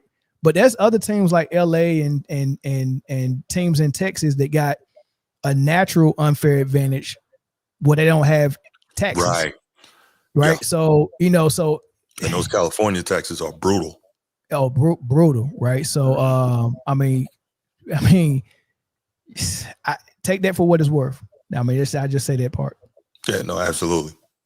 So, I think all these athletes in Cali are trying to get every single penny they can get because of, the taxation rates out there. But I don't know, man. But I definitely am. I believe that it was happening. I'm just like, really? Y'all had to be that sloppy with it? Come on, man. You could do better. Yeah. All right, we're doing good on time, y'all. Let's move to football really quick. And we had the first game of the season last night. All right, be quiet. Deserved. All right, you cannot be quiet. The second game tonight. I totally forgot. We're missing it right now. We're gonna have to run through these topics so we can at least catch the second half. But first game last night, Dallas, Philly won, but something happened right after the kickoff before the first play of the game. Crazy. And that was, of course, Jalen Carter spitting on Dak Prescott. And when you watch the video, you clearly see that, it was some trash talking. Dak was in the huddle.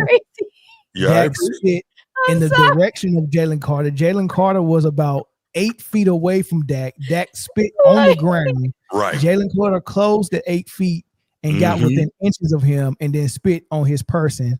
And it was a smooth spit, by the way. Game. But here's the deal.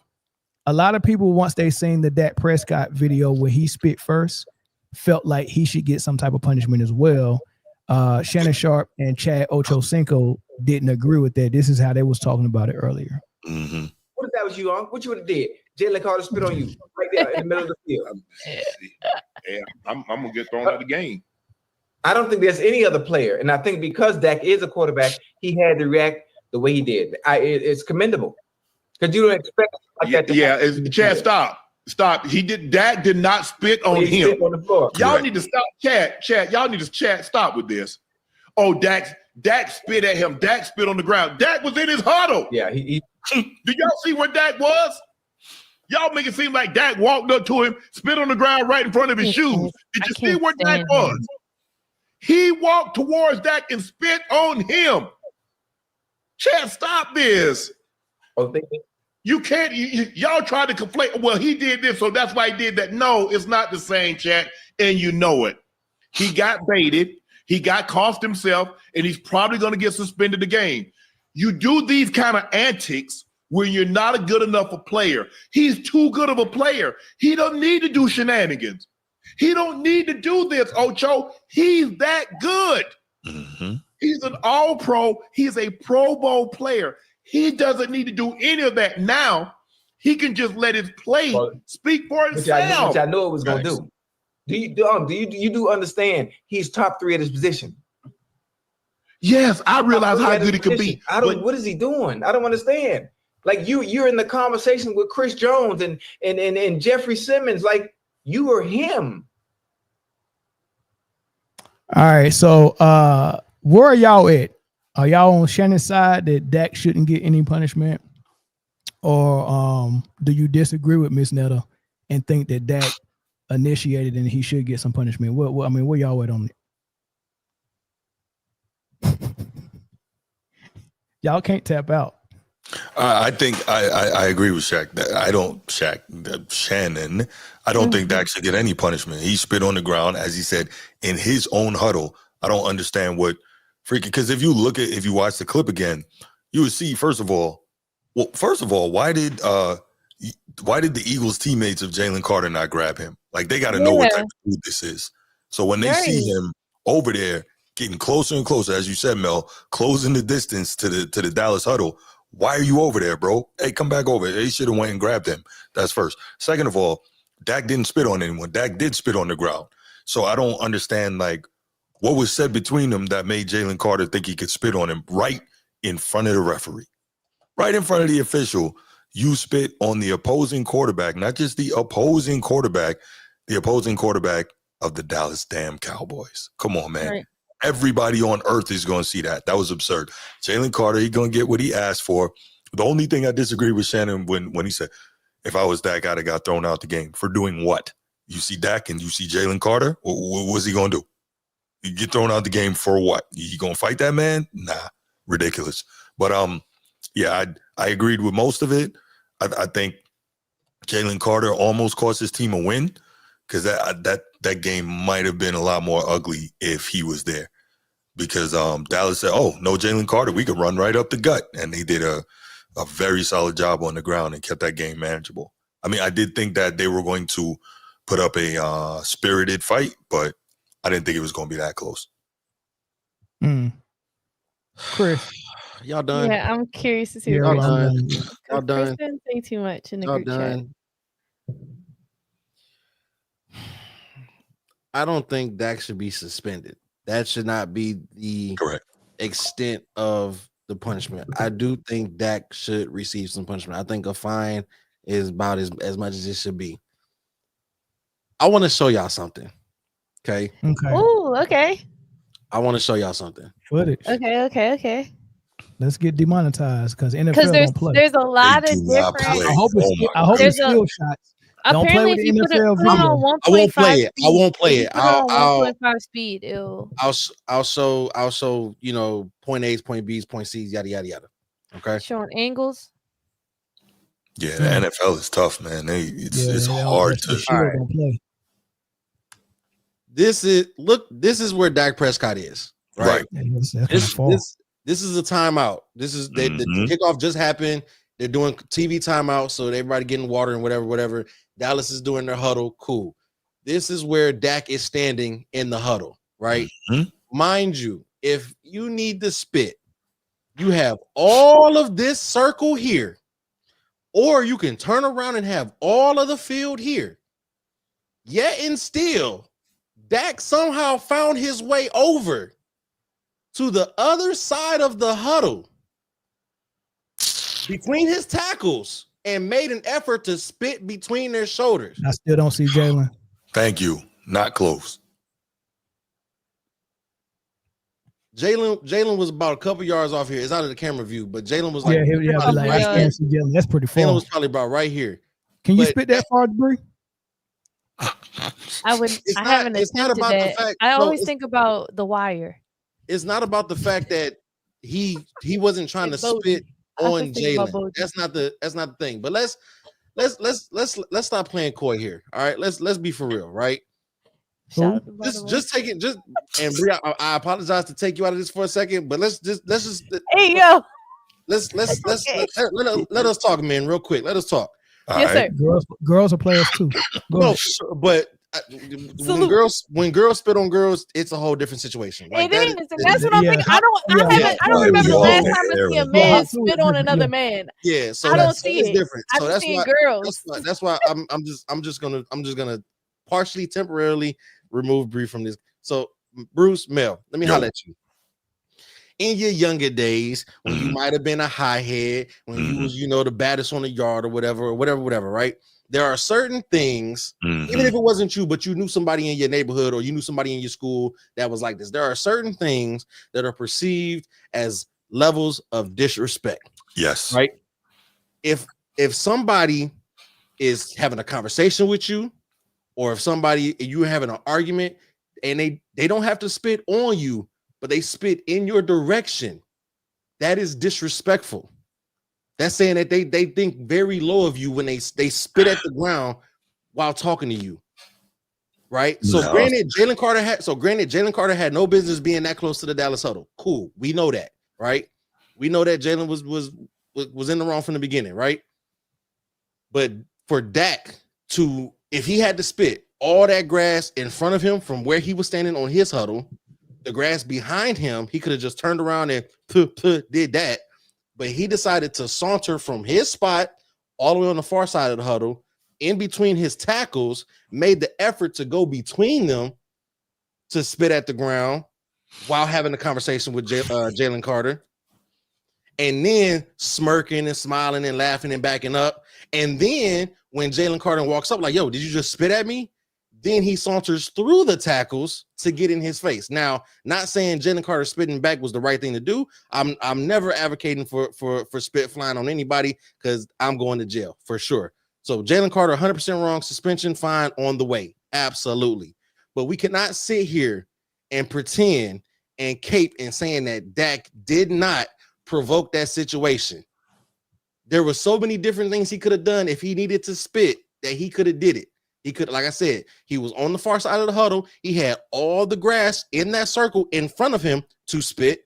Could have turned around behind him either direction or 180 and spit.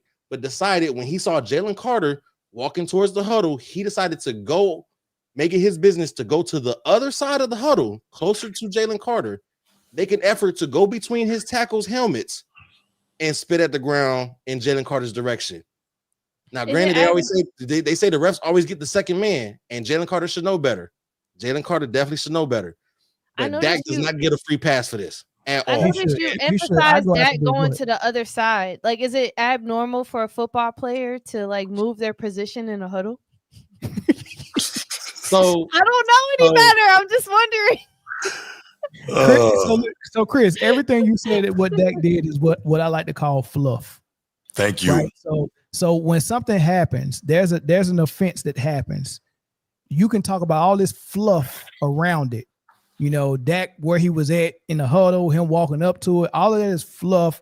You know, him provoking it, and all that is fluff. What the nitty gritty is Dak spit on the ground and Carter spit on Dak, right? So if Dak spit on the ground and Carter didn't spit on Dak, would Dak get a punishment? Nope. Chris, the ref didn't see it. Otherwise, Dak would have got a flag. If Dak spit on the ground, spit on the ground away from Carter, but he spit in the direction of Carter. It went right to. It didn't go nowhere near Carter. Right? He spit on the ground to let Carter know, oh, you disgust me. I'm spitting on the ground. Right? That's like a sign. Like I was saying in the group chat last night, when you're at the mound pitching, and you throw some type of curve that's supposed to trick the batter. Let's say it's Barry Bonds, and Barry Bonds sniff it out and be like, oh, that's a curve, and he don't swing. The first thing he'll do is grab his nuts and spit. You know, that's a sign of like, man, you ain't that ain't you're not gonna get me. Like, I'm gonna grab my nuts and spit, and that's a subtle way in baseball to let you know that, you know, and like it's so many ways you can do stuff like that, right? So him spitting was just a nonverbal way of letting Carter know you ain't shit to me, right? But I didn't spit on you. Yeah, so it is some sign of disrespect or disgust. But if I did that and the referee saw me do that, would you throw a flag? And would there be a punishment for Dak if Jalen Carter did nothing? Yeah, that could. If the referee saw that definitely could be considered taunting. We know how the taunting rules is now in the NFL. That definitely would have been called taunting. For spitting on the ground would be taunting. No, in the direction of Jalen Carter, yes. No, you can't prove that though. You can't prove. Come on, man. All them camera angles, Bruce. All them camera angles. Nah, you can't prove that he was trying to taunt Jalen Carter by spitting on the ground. That's a reach, man. My thing is, what would provoke Dak to taunt Jalen Carter? I want to get to the root of it. So Jalen Carter Jalen Carter had no business walking over there by the huddle, right?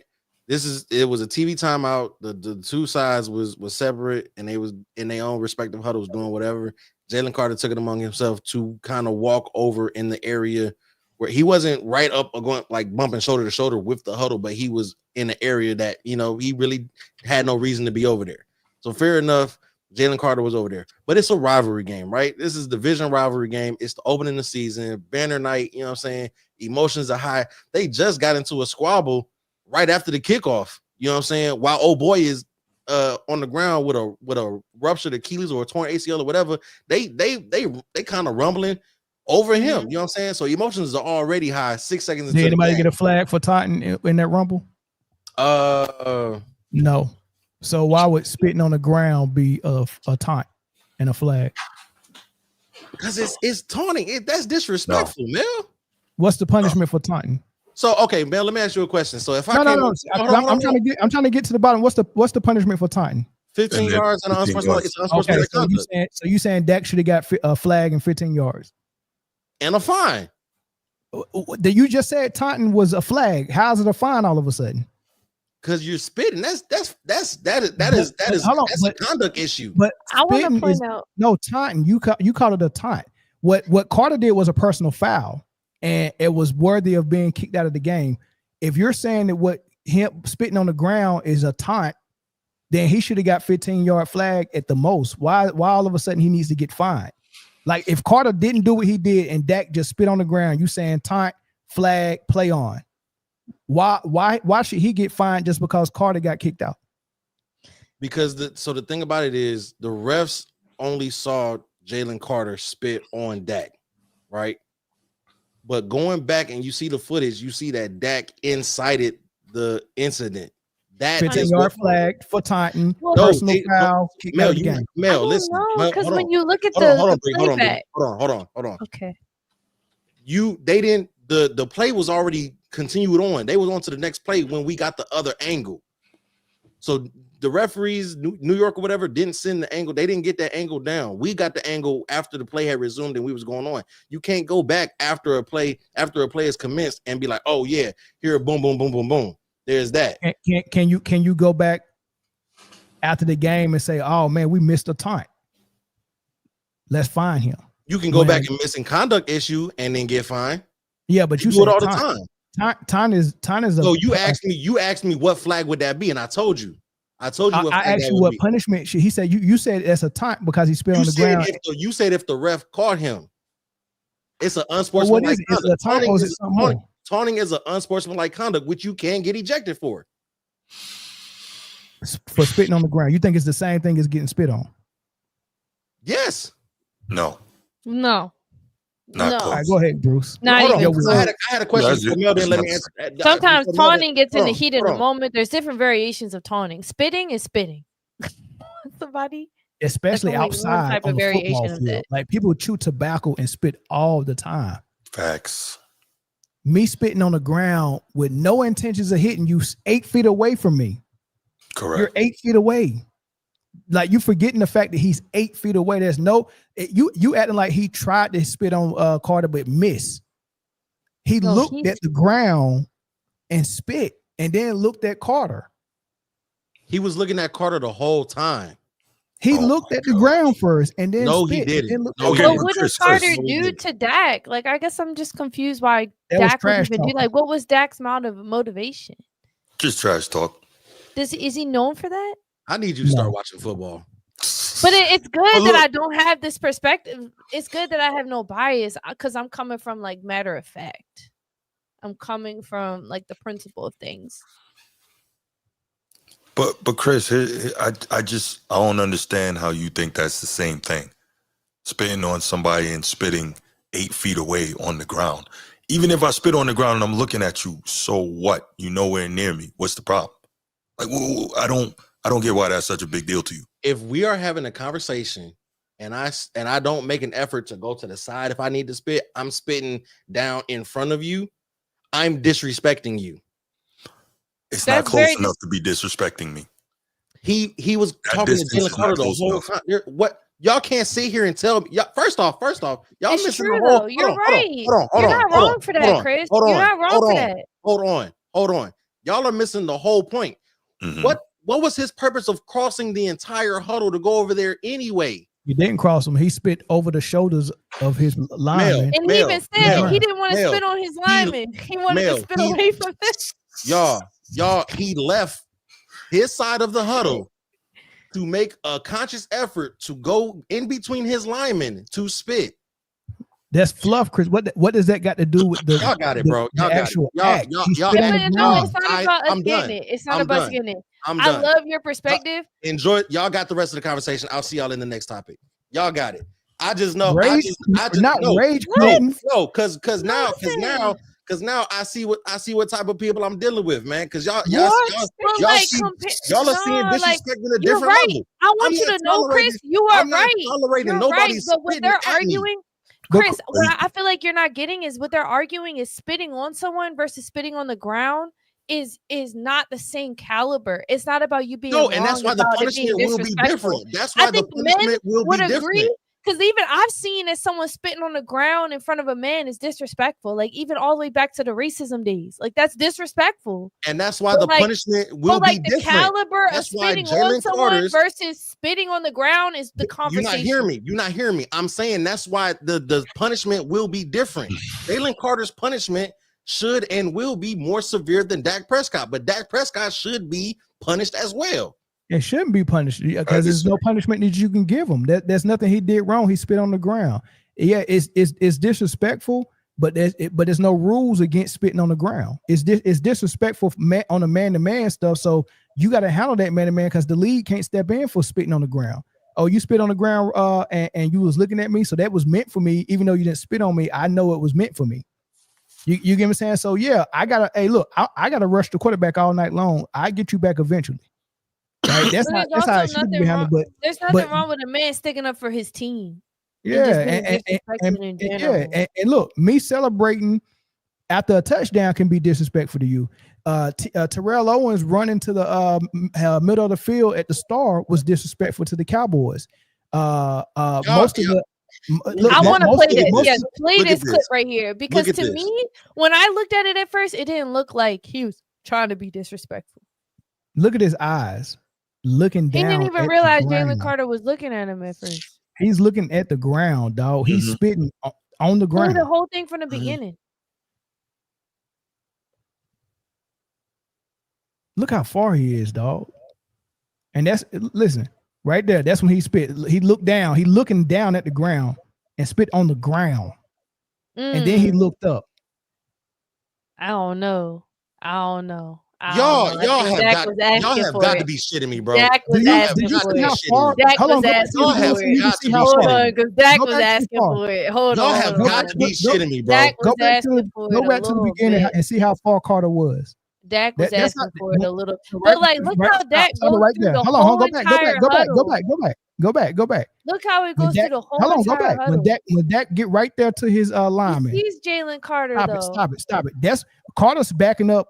Look, that's almost 5 yards, right? That's 8 feet, dog. That's 8 feet. He looked down and spit on the ground. Yes, it was as a form of disrespect to Carter, but there's no rules. There's no way to regulate spitting on the ground. That's between him and Carter. The league can't step in and punish Dak for something that's not against the rules. Okay. That's all it is. Yes, it's disrespectful. Okay. You think why is Carter going up to the huddle? Okay. We got to talk about Carter walking up to the huddle too. Yeah, but Chris, you think we arguing that it's not disrespectful? We agree that it's disrespectful. There's no rules against it for him to get fined. He spit on the ground. Carter spit on him. Y'all got it. I knew I had it when I. No, you don't really got it, but I'm tired of arguing with y'all. And we over 2 hours, so it ain't no argument. We got another topic to talk about. Oh my god, it ain't no argument, man. Unless y'all want to keep dissecting this. This is a great debate, though. It's not, Chris. I feel like there's people out there that agree with you, and you backing out is like you gotta stand 10 toes and keep going because like there's people that agree with you. All I gotta do is stay black and die. I don't gotta stand 10 toes on shit. Well, I mean, that's in question. We don't even know if you all the way. But there's people that agree with you though, Chris. I would love to hear your perspective. I just know things now. I know things now. I know things now. If you spit in front of Mel on the ground, I know things now. He's not going to take it. I wouldn't even do that. I wouldn't even do that. That's disrespectful to Mel. I wouldn't even do that to Mel. Chris, we agree that that's me. Disrespect. That's me. And I'm inciting you if I do that. If I spit at you, if I spit in your direction, but I spit on the ground, I'm intentionally inciting you. I want you to out. Let's go. That's me. Like you ain't shit. I want whatever smoke's coming with that. That's disrespect 101. I'm not addressing this question to Chris. I'm gonna let him go on ice a little bit. Bree and Bruce. Yo. All right. There's a lot of disrespect to go on a football field or the basketball court. Mm-hmm. One sign of disrespect in basketball is if we're winning by 15, there's 10 seconds left, and you go while we running the clock out, you go and score. That's disrespect. You trying to show us up. Yeah, you already blowing us up. Getting pushed in the air. I feel like spitting on someone is the same form as getting pushed in the air when you're going for a layup and someone's upset and they push you in the air. That's one of the ultimate disrespects in basketball. Correct. You don't push somebody in the air. That's insane. So hear what I'm saying though.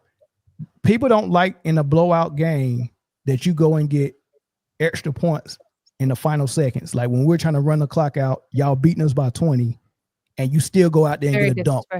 Everybody's kind of like quiet. Everybody's right. Like, so we established that it's disrespectful. But we also established that the league can't fine a player for doing that. It's disrespectful man to man and player to player. But there's no rule against it where the league can be like, oh, we're fining you for dunking with 5 seconds left while y'all was winning by 20. Right. I see what you're saying. Terrell Owens in football, when he scored a touchdown, he took the ball and ran all the way to the Cowboys' middle of the field where the star is at. With a star. Mm-hmm. Put the football down and put his foot on the football and flexed in front of the Dallas Cowboy crowd. And then he scored again and did it the second time, and Emmitt Smith came and tackled him. Mm-hmm. Now, what T.O. did, there was no rules against. The league can't fine him for that. But what Emmitt Smith did can be fined. So what Chris is saying is, if I provoke you with disrespect, but there's no rules against what you did, and then you do something to break the rules against me physically, that both should get punished, all because you lost your cool. And what I'm saying is, there's no punishment for spitting on the ground. Correct. There is a punishment for spitting on the player. That's all I'm saying. There is no punishment for spitting on the ground, but we clearly seen Dak go out his way to do it. That's the problem. On the ground. That's the problem. There's no punishment for going out your way to spit on the ground.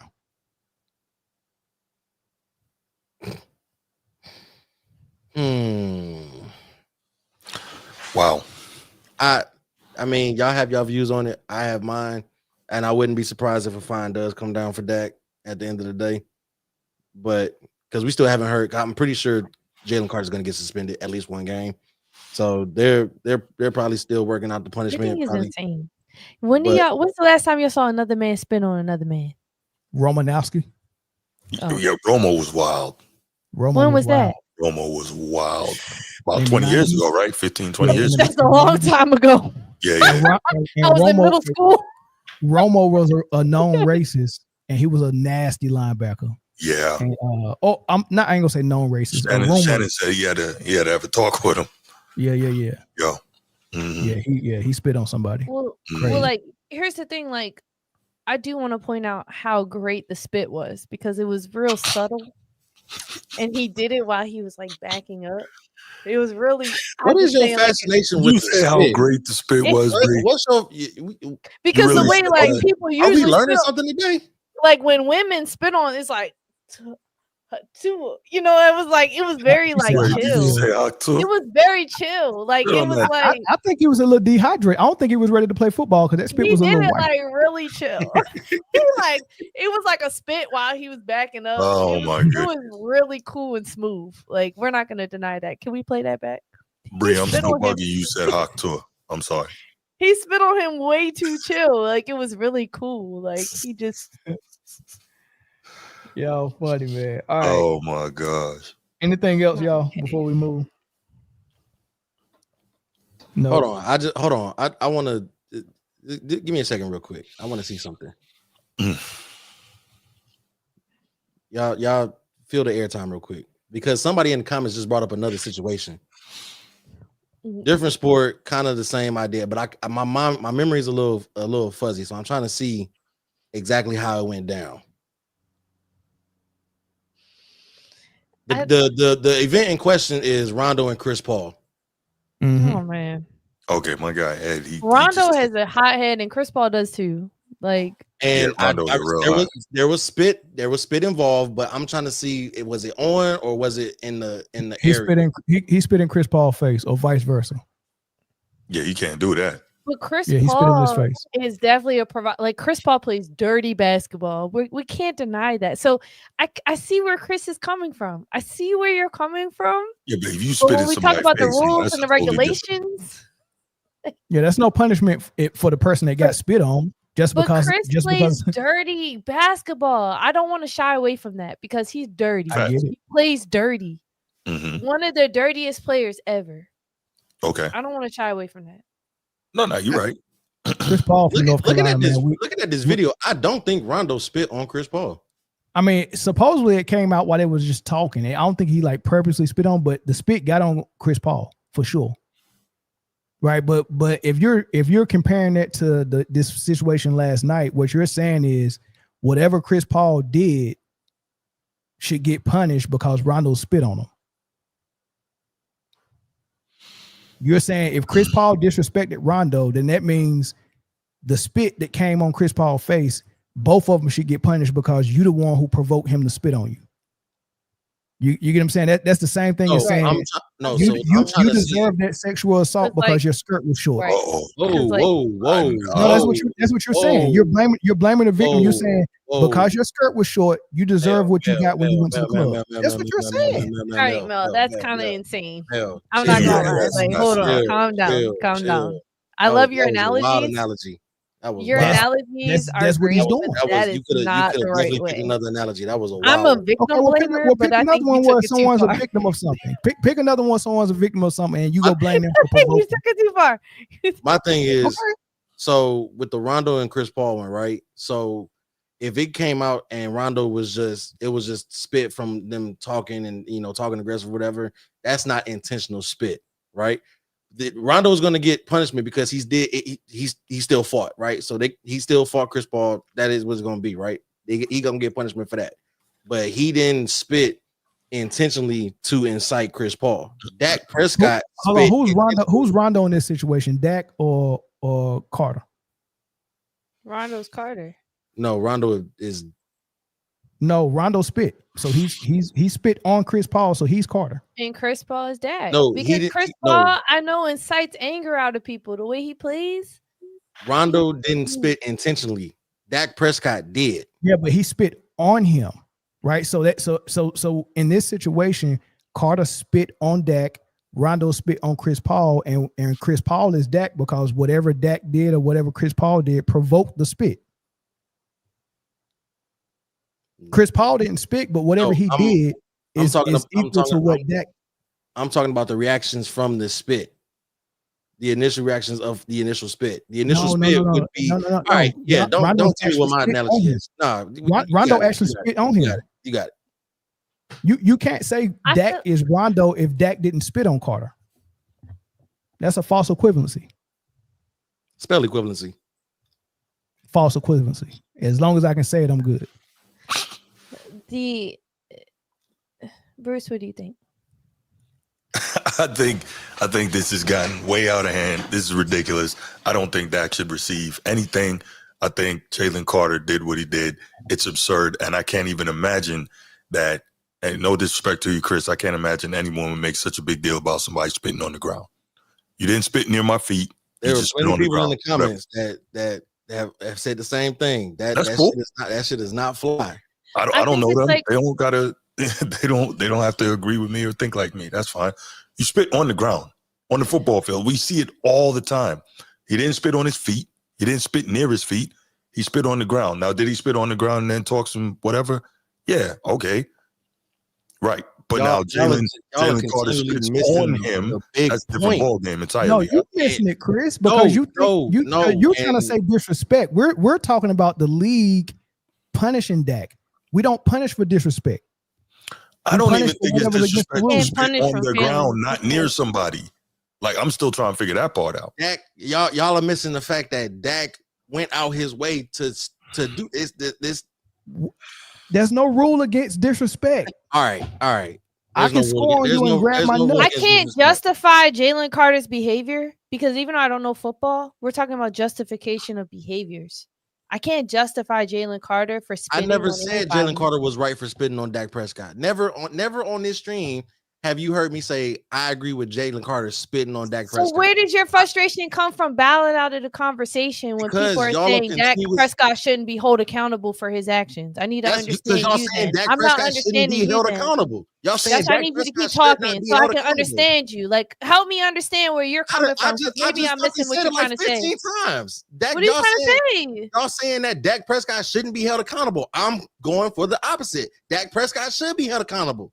All that fucking field he had, and he decided to cross his fucking brown ass all the way over there to spit between his tackles for no reason. We had all that grass where he was standing and behind him, but he made it his business to walk across the huddle to go spit on the ground around Jalen Carter. So That's what's what the y'all NFL's don't rule behind provocation? Is that a Y'all word? don't want to hold Dak Prescott accountable for his act and all of this. And you know what? That's fine. That is okay. Y'all, and this is why we have great shows, because we have differences of opinion. But y'all not gonna just sit here and tell me that I'm looking like crazy because I don't feel like he should get. There's plenty of people that feel like Dak Prescott should get. I'm not saying that Dak Prescott should get the exact same punishment as Jalen Carter. No, I said he should be fined and it be left at that. Y'all are thinking that I'm Spitting saying on somebody is insane, Chris. Is insane. Spitting on somebody is insane. As a grown man, that's female behavior. That's female behavior. Oh man, are you done? You asked me to sit out of this conversation because I'm a female. Are you and done? You asked me to sit out this conversation because I'm You're a not female, done. but All I right, want to go ahead. let you know that Go when ahead. people spit on each other, usually it's a female. Like we Go don't ahead. see men spitting on each other. Go That's ahead. crazy. Let me know when you finish. Let me know when you done. That's female behavior. Let me know when you done. You know I'm done when I'm not talking no more. We don't know. You've been All talking right, the whole all right, time. all right. Let me get to these super chats really quick. We got some super chats that came in. Oh, super chat with no comment. Thank you, Granny, for the super chat. That's a $9.99 super chat. Appreciate you. Oh man, I gotta read this name again. And then the comment don't even match it. This man said, Long Strokes with the $5 super chat said, y'all laying it down tonight, man. Oh my goodness. Yo, Bree, Christian you need to read Woods, those. man, with the $4.99 super chat, man. Appreciate y'all, man. Hey, keep the super chats coming, y'all, because y'all getting fire content from Bree and Chris because they over here cooking. Oh man, I love y'all, man. This is funny, man. Are we moving on? Or you got Chris and Bree? Y'all get the last word. Move on, bro. I'm fucking done. Move on. You are done because you got not cooked. done. He's really All right, mad. go ahead. I'm one of those females that I'm not done. I'm just kidding. Uh-oh. I'm just kidding. Oh I'm my just goodness. kidding. I'm just kidding. All right, but last topic, y'all. I don't go know ahead. football, but I do know disrespect. We all know disrespect. Clearly not. Clearly you don't. I Clearly do. you don't. No, you I don't. do. I was No, on you your don't. side earlier. I was you on don't. your. I literally said I know that when I people now know spit that on if the ground, it's if not just somebody- a man thing. People, if I somebody acknowledge spits in you, your Chris, direction, but you're you not- didn't land you're your not- plane. you're not busting You a didn't grape land over your shit. plane. I was trying to help you land your plane. If You didn't somebody even land if it. somebody spits in your direction and then laughs in your face afterwards, you not busting a grape over it. You I did know not- exactly what type of time You you're on. didn't land your I know plane. exactly what I time was of trying time- to help you, and you I didn't know do exactly it. what Like time what of time you're on. It's the plane that went over Malaysia. Yeah. we I still know ain't found exactly one. what type It of went time into you're the on. Bermuda Triangle. It disappeared. Ain't busting a grape if anybody stepped to you like that. That's I know exactly. And you Chris, from but Baltimore. you conflating two Like, I don't things. even know what happened to his plane. But Like, Chris, you conflating two things because you saying that we're not busting the believe- grape, somebody spit our way, but trying to connect it to the league punishing Dak. we're not saying that it's not disrespectful that he spit his way. We're saying that the league can't punish him for spitting on the ground. Dak Prescott incited the situation. Inciting causes a fine. You should get a fine for inciting the incident. What? So if the incident never happened and he just spit on the ground and that's all that happened, should he get a fine? If the incident didn't happen, no. No, I'm saying if Dak spit on the ground and then Jalen Carter walked away, should you fine Dak? If he spit just like that? If he spit on the ground and nothing happened. Looked up and laughed at Jalen Carter like he did that? Yes, and nothing I'm happened. a He should get a fine. I'm a person who's never gonna hold somebody else accountable for my behavior. I would never do that. So I can't get on board with what you're saying. I don't care what somebody else does. I've never allowed that to be a thing for why I do what I do. Jalen Carter chose to spit on him. I can't hold him accountable for what Jalen Carter decided to do. I would never do that. Never on this broadcast. It has nothing to do with me knowing football or not. It is September 5th, 2025. The show on Full Panel Friday today. I have never said that I agree with Jalen Carter spitting on Dak Prescott. I have numerous times held Jalen Carter accountable for his actions. What I'm also doing is holding Dak Prescott accountable for his actions. That is the problem that you guys are not doing. Yeah, so if you're the commissioner, if you're commissioner, you pull Dak in the office and you say, here's the rule book. What are you punishing him under? Like, so you have to get, like conduct, which is a 15-yard penalty. If it's a 15-yard penalty, then why did Jalen Carter get ejected? It's an ejectable offense as well. It's not an ejectable.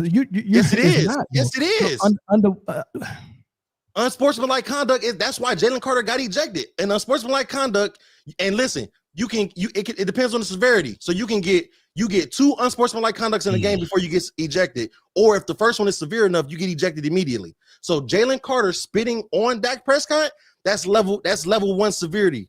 You are ejected immediately. Dak Prescott inciting and spitting is unsportsmanlike conduct as well. And how long you keep saying inciting and spitting? What did I incite?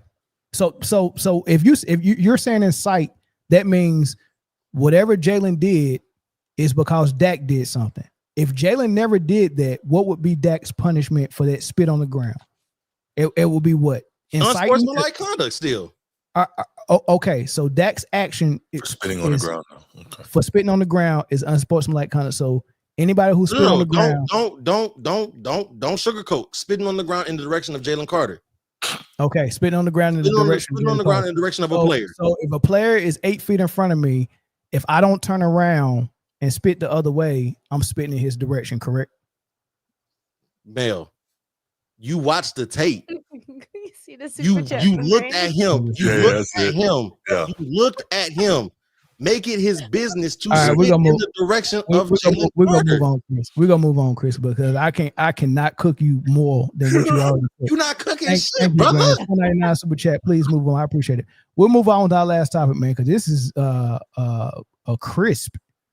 Y'all just fucking put a P at the end of your name. Is that the seed of Chucky? It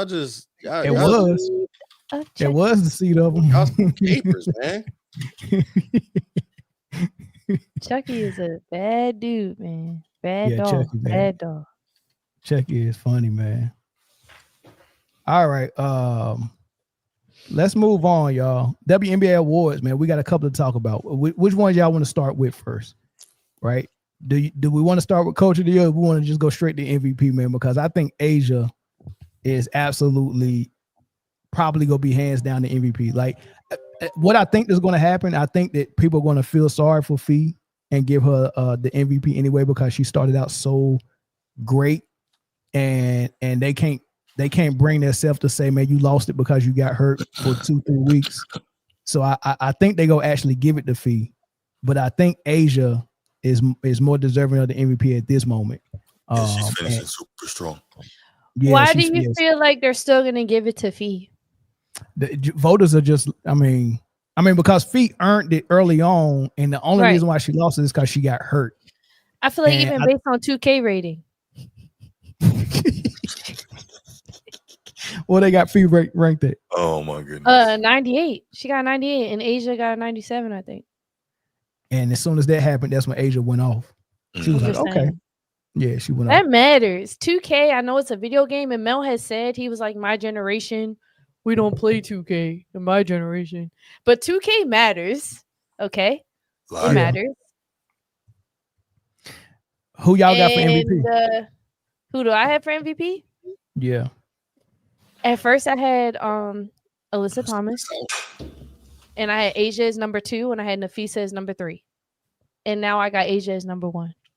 They're on a 13-game winning streak. That's the highest the NBA has seen all year. When the WNBA has seen all year. Damn. And to be as poopy as the Las Vegas Aces were, they were poopy, y'all. They were For lack of a better word, poopy.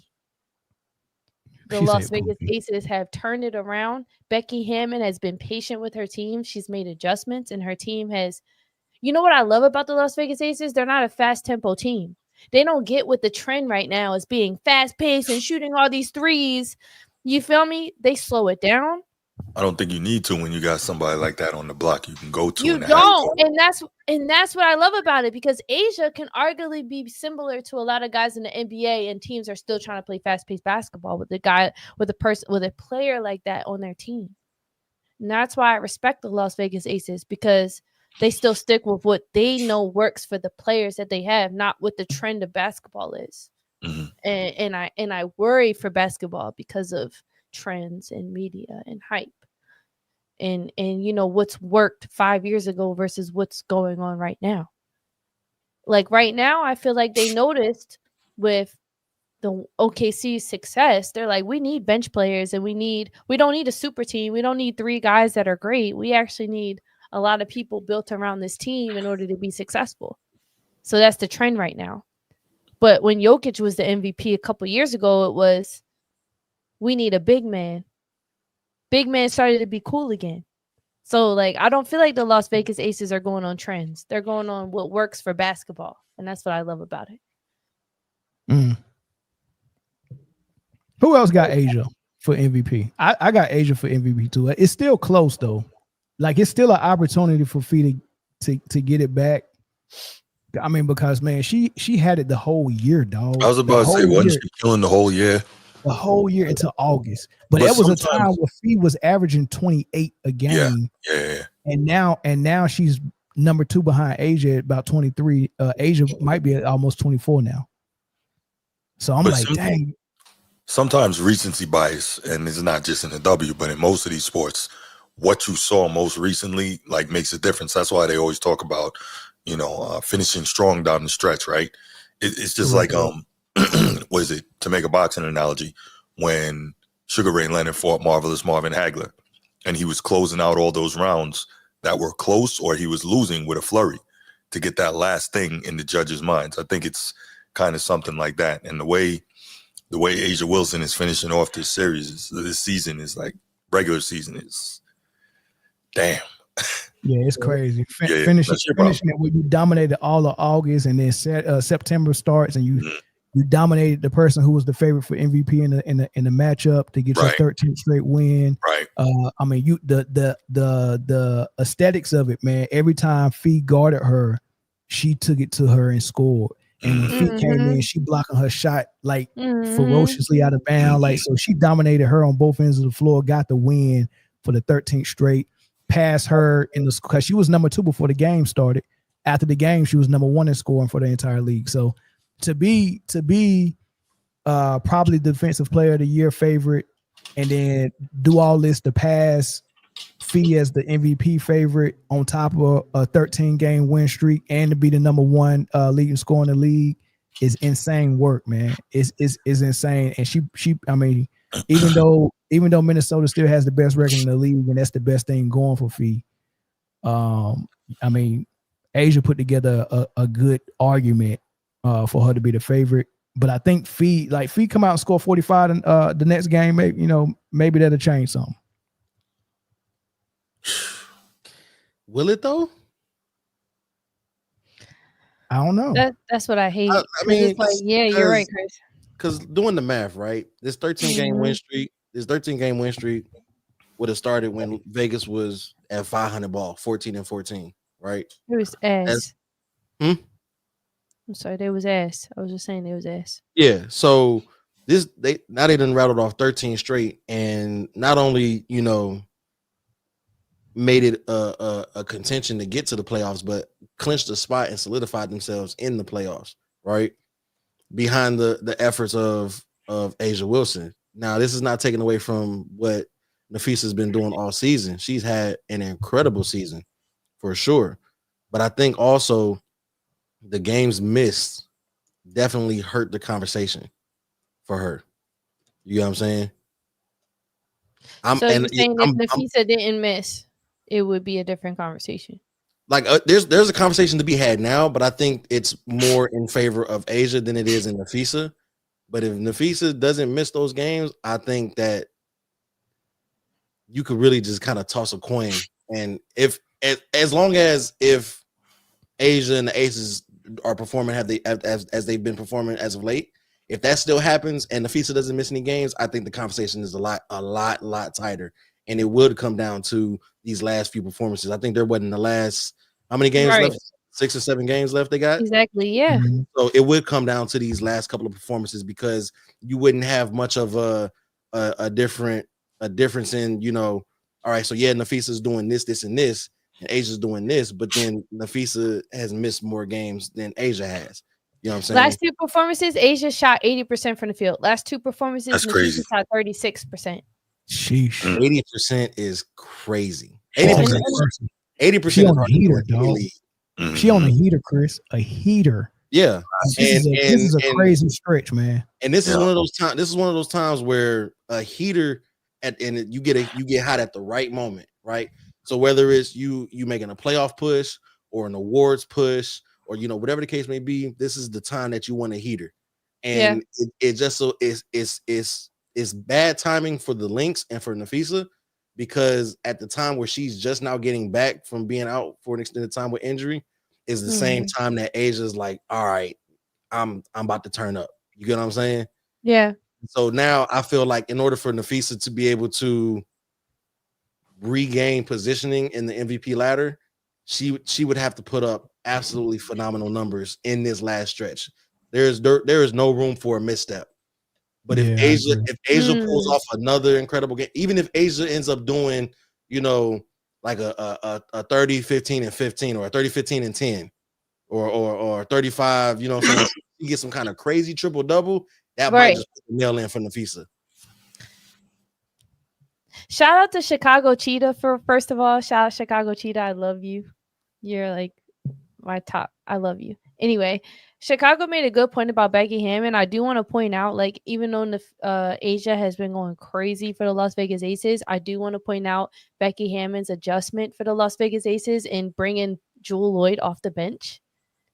It was probably the best decision she could have made. She's been very patient with this team.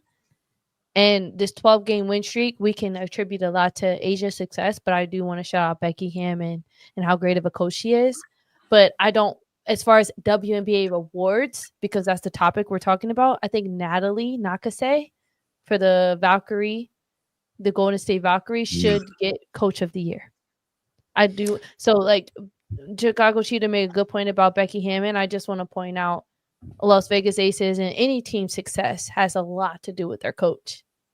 And I think Natalie earns it. I like the Valkyries coach for Coach of the Year. I mean, this is an expansion team. Like, as far as the names on her team, and I think whoever her best player was got hurt for the season. Kayla Thornton. Thornton she got wasn't hurt. even supposed to be their best player, and she ended up being their best player for sure. Yeah. And the way they play, first of all, they play hard-nosed defense. Second of all, their offense is equal opportunity. There's no one star we're saying we're going to. Like, I still don't know who it be somebody different. Like Tiffany Hayes. I would say like Tiffany Hayes, Veronica Burton, and Kayla Thornton were their big three for a while. Especially once they had like the CBA contract, a lot of their players went and played overseas.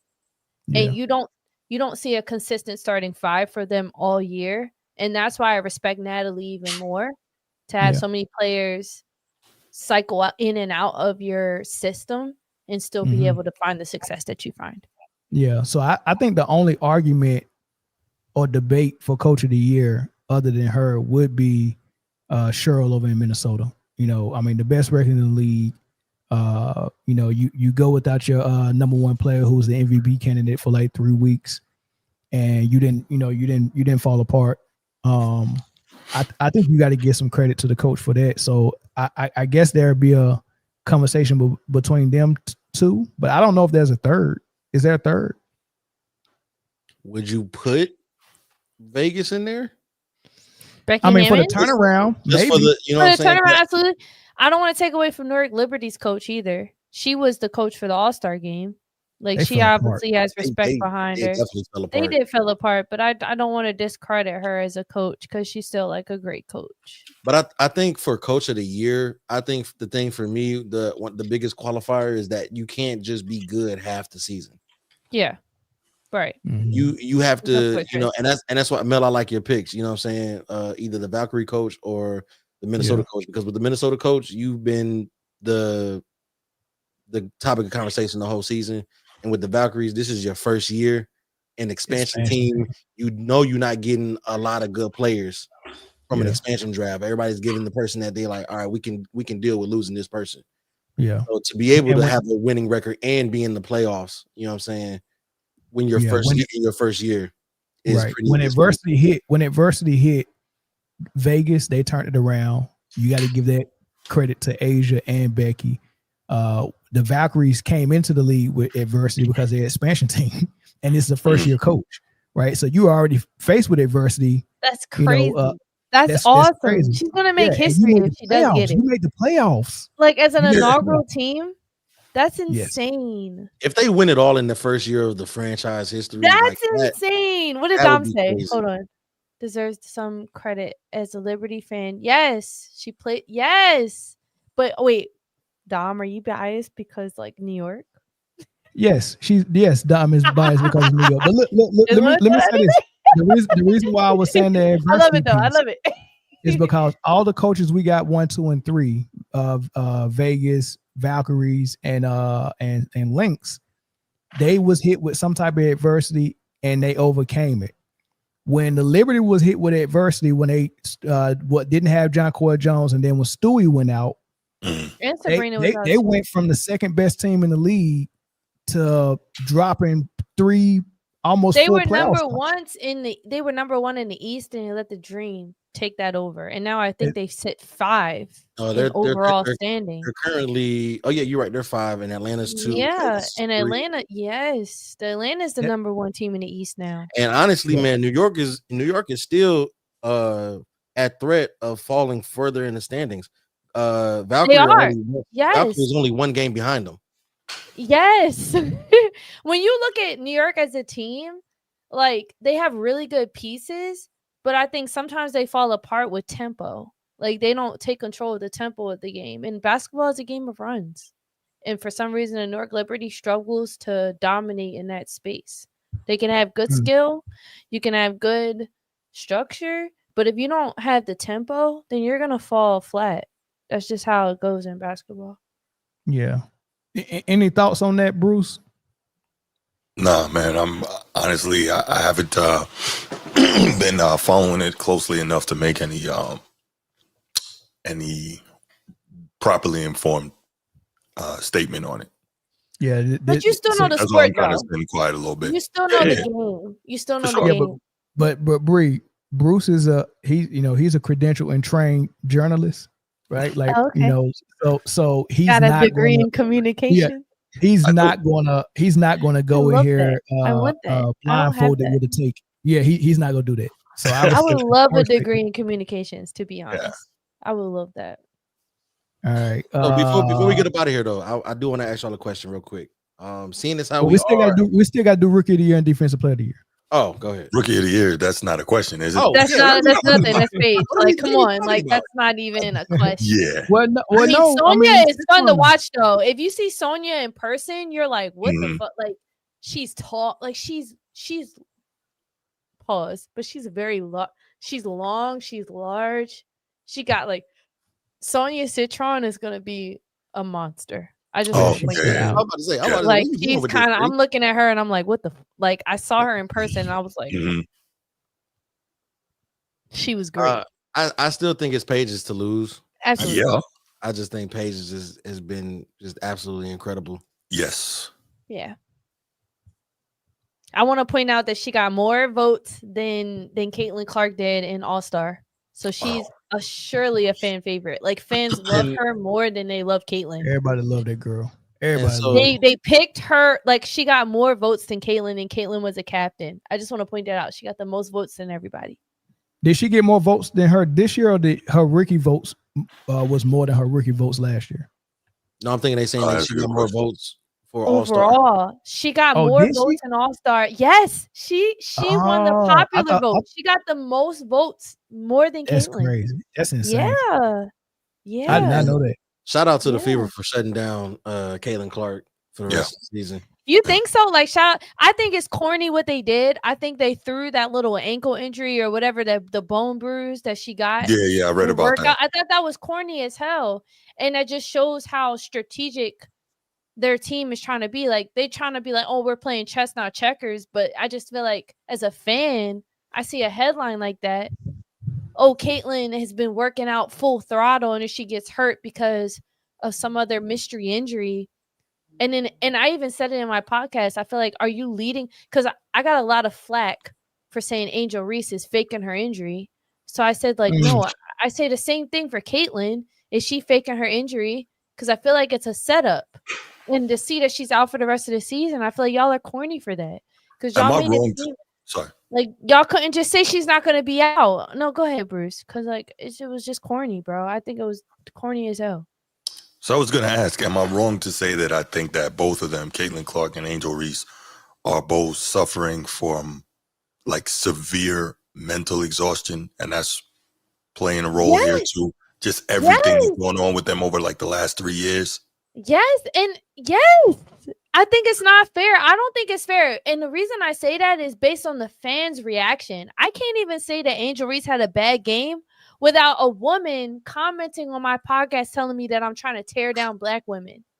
I feel like at some point, I feel like that mental exhaustion has even gone to the fans. Like they're obviously mentally exhausted. I feel bad for whoever said that, because to me, they're exhausted. Like you only say that because you're exhausted. I'm talking about her game. I'm not talking about her character.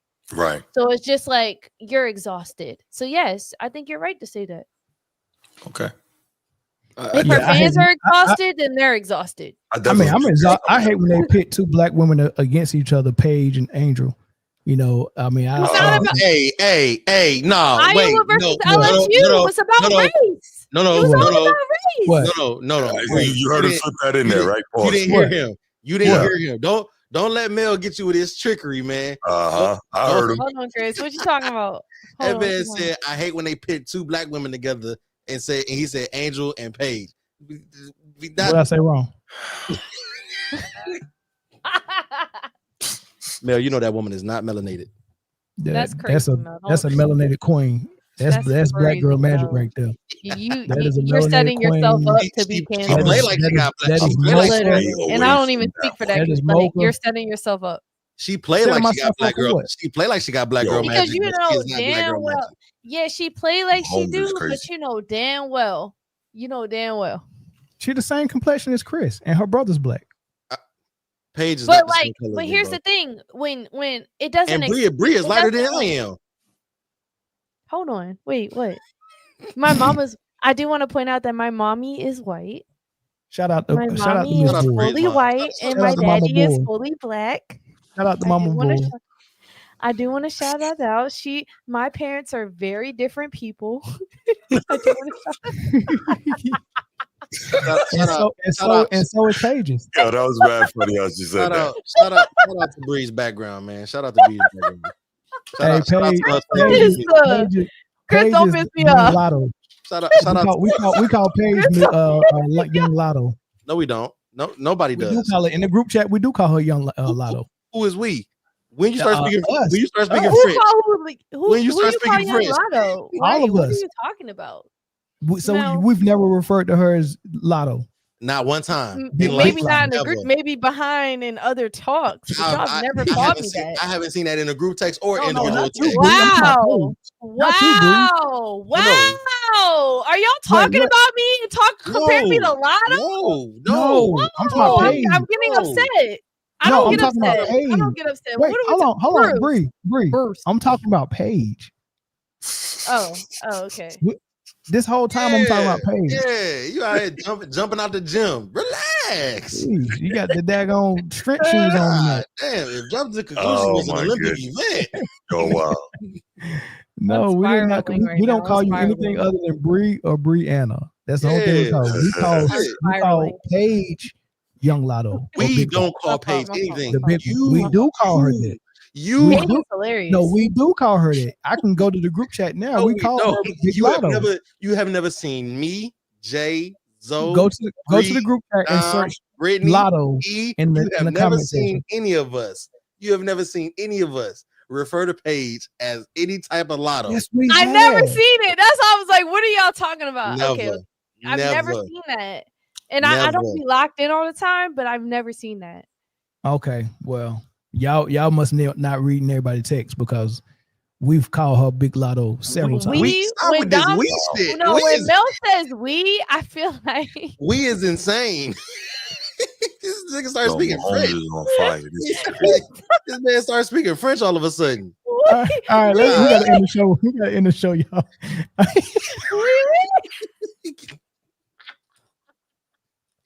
God, leave, boy. That man fluent in that French, boy. Talking about some we. Who is we?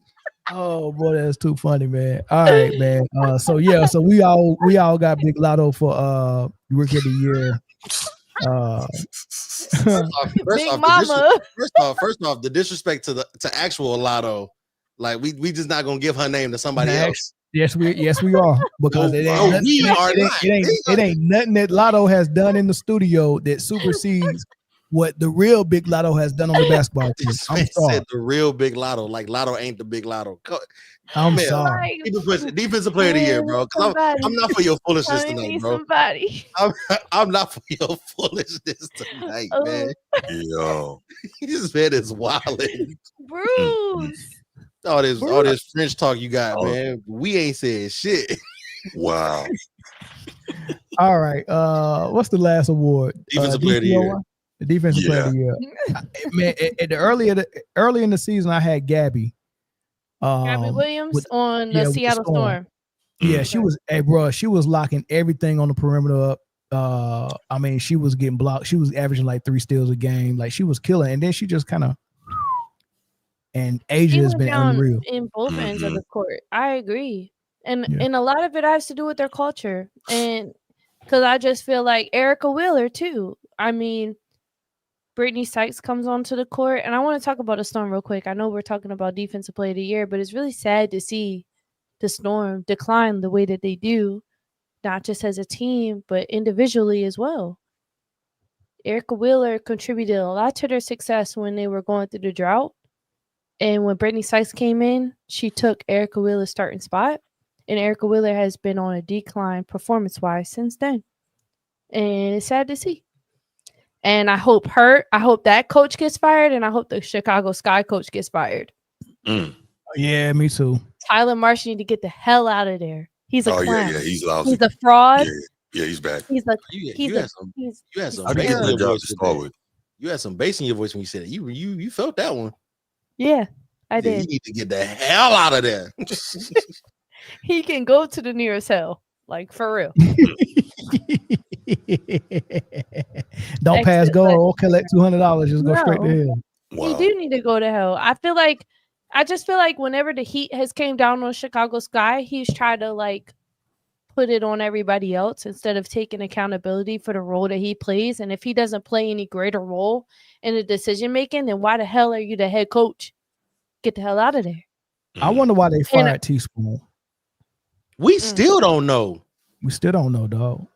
Because that was so out the blue. We still don't know why she got fired. Like firing Spoon and then not re-signing Kennedy Carter are the two question marks. I don't know. I don't get it. I mean, they traded Mabry mid-season. We still don't understand that. I guess she wanted to be traded, so I don't know what kind of role she wanted. So they traded Mabry. Then they fired Teaspoon after the season, and then they didn't re-sign Kennedy Carter. I have no clue what they was doing. None. But back to defensive player of the year. All right, Asia for me. My phone went off. It's Asia for me. So I got her number one for MVP and How many DPOY. blocks is she averaging in the season? Is she averaging like 3 blocks? No, it's 3 not blocks, 3. about 2 steals. Oh, let me go to Stat News. I'm gonna go to Stat News. Shout out to Stat pull it News. up now. Y'all should pull it really up now. sponsor. So Stat News. Asia Wilson is averaging 23.6 points, 10.1 rebounds, 1.5 steals, and 2.2 blocks this season. Yeah, I didn't think it was 3. Okay, but 2.2. How many blocks? Okay, Bruce. Bruce, 2.2 is crazy. Who's averaging more blocks than that, though? Who's averaging more blocks? But you also got to think of 2.2 blocks included with 1.5. Hold on, included with 1.5 steals. If you got included with 1.5 steals. Yeah, 2 steals, 2 blocks is crazy. Who's number one in It's blocks? insane. Let me Who see. is I will go look that up for you right now. See. Her. I just want to see it. She number one in blocks. Number one in scoring. She's number one in blocks by 0.1 over. Oh, I'm gonna butcher this. But hold on. How many games though? Mag But Bagor. how many games though? 37 games. Asia's leading in points, by the way. She averages 23.6 and Nafisha averages 23.1. Let's point that out because Mel is huge on points because that's why Mel takes away from Alyssa Thomas because she only averaging like 15 points per game, even though she's averaging a triple-double. I can't stand boy. Yeah, I heard y'all get into it over that. That was pretty entertaining. What do you think about that, Bruce? Because I would love to hear what you have to say about assist because Mel's point is assist don't mean that much. And it has more to do with the person who's actually scoring. I would love to hear what you have to say about triple doubles. Are they meaningful or not? Yes and no. Yes and no, right? So when I was like around high school times, I was Jason Kidd and Grant Hill and them. And I remember I was a big fan of Jason Kidd because he was always a threat to get a triple double. But back then, when you were getting triple doubles, it meant you were actually really controlling the game, right? Now, because of the way the game is played, getting triple doubles means a lot less, and like you can manipulate triple doubles even more. Plus, the pace is faster, shoot more threes, more opportunities for them. They're not nearly as special. So when people get triple doubles now, they don't mean what they used to. It's almost like, triple double fatigue, maybe, if that's what you want to call it. So yes, they're good, but not as much as they used to be. As for the assist piece, I like the assist a lot because you don't see a whole lot of true point guards anymore really like delivering the rock. So I like the assist, but I also get what Mel says in terms of the way the triple-double basketball is now. A lot of times triple-doubles don't lead to winning basketball for your team. Like players are putting up the numbers, they're getting the triple-doubles, but how are they doing that? They're doing that by monopolizing the basketball and making sure they get their numbers, but it's not always helping in terms of the rhythm and offensive flow of a particular team. I'm not saying it's the case with her. Are you watching the games? Because I agree with you. Russell Westbrook did that. His teammates did that. Exactly. His teammates did that. I saw that. I saw that. He's another one. I saw. Yes, I see it. But with Alyssa, they don't do that. Well, I wasn't insinuating that. You asked me how I felt about the triple double and the assist, so I was just kind of giving my thoughts. So I was just getting ready to say that I'm not saying that that's what she does because I can't again speak to it because I haven't been watching her play on that level. But that's my general thought on the triple double in modern basketball. Okay, I see what you're saying, and a lot of it has to do with the NBA that you've watched. Correct. But watching the Phoenix Mercury themselves, you're not gathering that. And I got a little defensive, and I'm sorry about that. I can admit when I'm wrong. I'm a female that can admit. I just got a little defensive. I want to get defensive because it's just like I'm watching, like I hear what y'all saying, and I would agree with that because I saw that with Russell and I was disappointed because I love basketball. But I watch Alyssa Thomas and I watch the Phoenix Mercury, and that's not what's happening. Here we go. She's genuinely getting these stats on her own. There is no Here stats. we go, Bruce. Right. By the way, Bree, Bruiser Sir in the chat, that's my guy Bruce I asked you about from B-More. Let me see. Wait, Bruiser! You're from B-More? Yeah, that's my guy. I'm gonna put this Angel comment on Reese screen, most but- improved is the most biased Well, hold on. take I've ever seen in your Bree. entire life. Hold on, Like, Bree. come on, yo. Come Let me put it on screen. on. Bree, wait. Come on. I want you to address this first. My boy T-Bert said, we crazy. The DPOY is clearly Gabby. And I agree with you, T-Bert, if we were still in the first half of the season. There's been a drop-off, right? It just, in my humble opinion, there's been a drop-off, and I had her for Defensive Player of the Year early on. I don't have her for that anymore.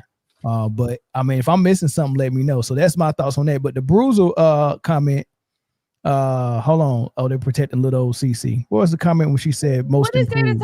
What is there to talk about with Cece when she's out for the rest of the season? She only played for 13 games in this regular season. 13 games she only played. Yeah. And you don't want to know what her field goal percentage was? Go see my last podcast. I looked at her. I'm gonna do that. Because her field goal percentage, Bruce, it threw me off. I'm not gonna lie. I looked at Yeah, it was terrible. She shot horrible from three. She shot 18% from the 3-point line, 18%, and she shot 36, I think, percent from the field goal. Yeah, she was fuck? hurt. I was like, whoa, hold on. Hey, it was funny because I think in that segment you was about to speak good about Clark, and you was like, let me pull this girl stats up because y'all tripping. And she pulled up, she said, what? Yeah, you did, Bruce. You're right. 18%. What the reaction was genuine. It was genuine. Nah, I that didn't was expect funny. that. I didn't expect that. That was funny. All right, y'all. That's our show. Can I say this, y'all? 18%. Yeah. I can't defend 18% from the three. If y'all want to win some money, man, holla at Bruce. He called every playoff series correctly in the NBA last year, except for the Lakers series when they went out. And he predicted that Caitlin Clark was going to regress and have a terrible year this year. And that was right on point. Like, I don't know, he got some magical ability or something. So holla at him if you want to win some money. Yeah. Yeah, he's on it. Yeah. Her steals is insane. But she did most of that damage early on in the season. That was one game she had 8 steals.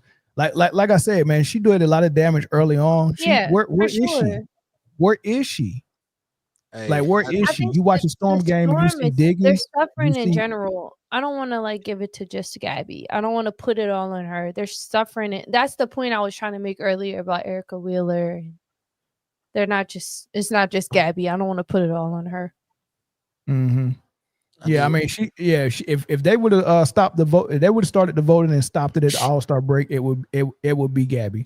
But I mean, you gotta measure the whole season, and it's been Asia, and the results is what I do defensively. As a matter of fact, but you can't highlight what Asia did for the second half and not discredit what Gabby did for the first half, just because Asia's finishing out the way she is. And I'm not taking away from anything, but I don't want to get into a narrative just because Asia's having a great second half. Yeah, doesn't discredit the first half. Right. And if Gabby can finish strong, that's great. But just giving credit to someone who finishes strong doesn't take away from the first half shittiness. And that was let's my take French. the game. I hate Let's that I take the just cursed, game but I'm just saying, and treat it. The Las Vegas Aces were trashed the first half of the season. Of We're course. not gonna discredit that. We I can't. understand it, but let me say this, Bree. Turn around. Let's take the season and pretend it's a game. I suck in the first half. Second half, I come on strong and destroy it. We call that clutch. Which one is more important? How I started or how I ended? I love that. I love that take. I How love you it. end Because as an about how you athlete, start, it's about how you finish. I agree. As an athlete, it is how you finish. I agree. Absolutely. I agree 100%. I do. I agree. But go ahead. But have we ever seen a MVP and a Defensive Player of the Year get the same award? Elijah Wan, Jordan. Yes, indeed. That was how many years ago? We're in a different generation. We're in a different generation. Asia was the GOAT. You said Asia was the GOAT, Bree. She is the GOAT. She will be. Right. Asia is the GOAT. I would love for her to see both, but I don't know if they're gonna give both, yo. They split the baby last year. They gave one to Fee. They gave one to Asia. That's what I'm saying. I don't know if we're gonna see both. That's all I'm saying. Like I don't know if we're gonna see both. I think the conversation is definitely on the table for Asia to get both, though. That would be amazing. Man, but, fourth MVP and his second depoy. That would be for crazy. the WNBA to do that first, they were the first ever to have women be a union. So I don't say it's impossible for the WNBA to trailblaze in that perspective. But when's the last time we seen that anywhere? Yeah. Bree, you know what's crazy? The player that we call the GOAT, Diana Taurasi, she only got one MVP. I don't think Della Don got two. Della is like the female KD. Yes, I've always said that. Absolutely. Yes. Yeah, I've always said that. She's like, I've seen her play against Maya Moore. It was the best game I ever seen in my entire life. I got to see Della Dawn versus Maya Moore. It was. I cried. I'm not gonna lie. That's actually where I was going. I was about to ask the question. Everyone says Taurasi is the GOAT, but is she really better than Maya Moore? I don't think so. She's not. I She's don't not. think so. Okay, I don't cool. think I thought it was me. Maya Moore is up there from my top Maya Moore is three in the WNBA, bro. Yes. And most people think she stopped before she had to. She right. She had more. Yes, she did. She had more left. But listen, her in this era of WNBA is nasty. She would. Oh my Nobody can goodness. touch her. But listen, the player that everybody say the real GOAT is never played in the WNBA, and that's Cheryl Miller. Cheryl Miller. Mm-hmm. Yeah. Could you imagine? Man. Yeah. Unreal. But you know, she would have been. Hey, but the new GOAT is on the way. Oh, Juju Watkins. Oh, Juju? Yeah. I was on a as long as she comes back properly from injury. Of course. on a cruise. If she can come back and be we don't know.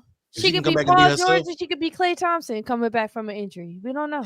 If she can come back and be herself, she is gonna be a problem. Yeah. Oh, she's nasty. She gonna play unrivaled before she gets to the she W. went down. I was crying. I was saying, you know what she is? Okay? I was like, she's I'm not okay. 2.0. There you go. She's like the new and improved version of that. I think she could be like Cynthia Cooper. Why do you say that, Bruce? I see the similarities in the game. Like, she's not even the same height. Like, but I think they're similar type players though. The reason I compare Della to KD is because of the height. I see similar type players though. What's Della Don? 6'5", right? Yeah, she tall. Juju's about 6'2". But I think they're very she similar. handles the ball. She's a point guard though. Della Don was off ball. That's what that's the only reason. Juju was a 2. It's position with me. It's position with me every time. That's fair. If we try to compare players, I just look at position. That's all. I thought that Juju was a shooting guard, but both. Okay. Yeah, she played both. They wanted to see Paige and Juju, and when Juju got hurt, it was like, yeah, that was tough. That was about to be crazy in the tournament. Absolutely. It was about to be crazy. So what sucks though, the way they seeded it, it was going to be, I think, in the Elite 8 instead of what we wanted to see later. So the seeds just ended up the way they. She wears my favorite number. I can't deny it. She wore the same number I wore in high school. What number is that? College. 12. Why'd you wear 12? It's just I don't know why. Like, it's just my favorite number. It's the month I was born, and it's my favorite number. Okay, why are we doing this? Why are we doing this? Why are we doing this? Do we have to do this right now? The sign. Oh God. How about we do this? Wow. We had a hell of a show, man. I really appreciate Bruce. Mill Senior. I really appreciate Bruce from the Format Podcast. Y'all make sure y'all go and subscribe. Y'all make sure y'all also hit the like button. Go subscribe to No Bull. Look for us on Sunday before the football games. You look for the Blitz. The whole you have crew. to. It's a great show. Speaking of football, before we get up out of here, for those who are not tuned in, Kansas City is in trouble. They are down 9 with less than 5 to go in the fourth quarter. Kansas City is in trouble. I'm mad I didn't pick the Chargers because I wanted to so bad. I did too, honestly. Man. Yeah. I appreciate all my day ones. Why T-Bird don't have a wrench? T-Bird, what happened to your wrench? Wait, hold on. Who's T-Bird? Let me see. T-Bird is one of Cynthia is the WNBA GOAT, and Miller. Oh, CC is overrated as a. She is. She got a 96 overall in 2K. I know 2K is just like a virtual space, but I think she got a higher rating than Sabrina. When the new patch Sabrina drops, played in more games. When like, the new what are patch, you talking about? When the new patch drops, she'll be a 76. Wow. She got a 96 overall in 2K, and she only played in 13 games. Transformative wrenches for moderators. Crazy. That's crazy. And I don't know if that's going to contribute to her downfall or that's going to add to her legacy. I don't know. She has to come back from this. It's going to contribute to her. She does. And I just think that's crazy. That's crazy. She did what Angel did last year. And we can't hold Angel accountable and not hold Caitlyn accountable. Of course you can. And I don't say that for the Angel fans, because the Angel fans are nasty people. I'm just saying, y'all be mean. You don't say. The Angel fans are mean. I don't want to even say. No. I'm not. Yes, they are. Yes, they are. They told me that I'm tearing down a black woman because I said that Camila Cardosa is a more complete player than Angel. That is correct. To my channel, and they said I was tearing down black women because I said Camila was a more complete player. Don't you know you cannot criticize black people publicly? You know that, right? They said I was another woman. They said I wanted clout, and I was tearing down black women. That ain't true. I was like, oh my God. Lewis just criticized Shannon Sharp, and we was on Ray Lewis' side. Oh man, we ain't even going. You can criticize. No, it's not about size. But it just threw me off because I haven't got no hate, and I've criticized Caitlyn. But I've never got no hate. But with the Angel fans, when I criticize Angel, I get a lot of Angel hate. I've gotten a lot of Angel hate. You was in the Angels environment. You've never criticized Caitlyn in a Caitlyn's environment. I got some channels I can send you to, and you can go and criticize Caitlyn if you want to. I guarantee you it's going to be equal, if not worse, than what you heard from Angel fans. They all are fanatics. But I'm sensitive, y'all. I'm really sensitive. I'm an you from empath. D-Moore, you also definitely can't criticize Angel. My mom made sure I went to school in the county. I'm just saying. No, Bruce. No. That's funny. They're being mean. I can't. I'm like, oh my God. I can't help it. I don't know. All right, y'all ready to go watch the last 5 minutes of this game? Yes, indeed. It's live on YouTube. This YouTube NFL thing is gonna be it's gonna be a good deal, man. Like I can watch it. You know what I mean? I like that. That's dope. I got it on my second screen right here. I messed up by not putting it on earlier. Oh my goodness! I'm gonna tell you this right. You should have told me. I would have put it on. I'm gonna tell you this right now. This is a freebie. This is your one freebie. The rest you got to pay for. Oh yeah, and it looks good too. It looks so high definition and everything. Wow, yeah, they let Patrick Mahomes get that bullshit off. Well, Kansas City's threatening right now with 3 minutes left, but they still down 2 scores. So yeah, forget them dudes. Wait, but anyway, are you saying are the Kansas City losing? Yeah, they losing by 9. They're losing by 9. They about to score.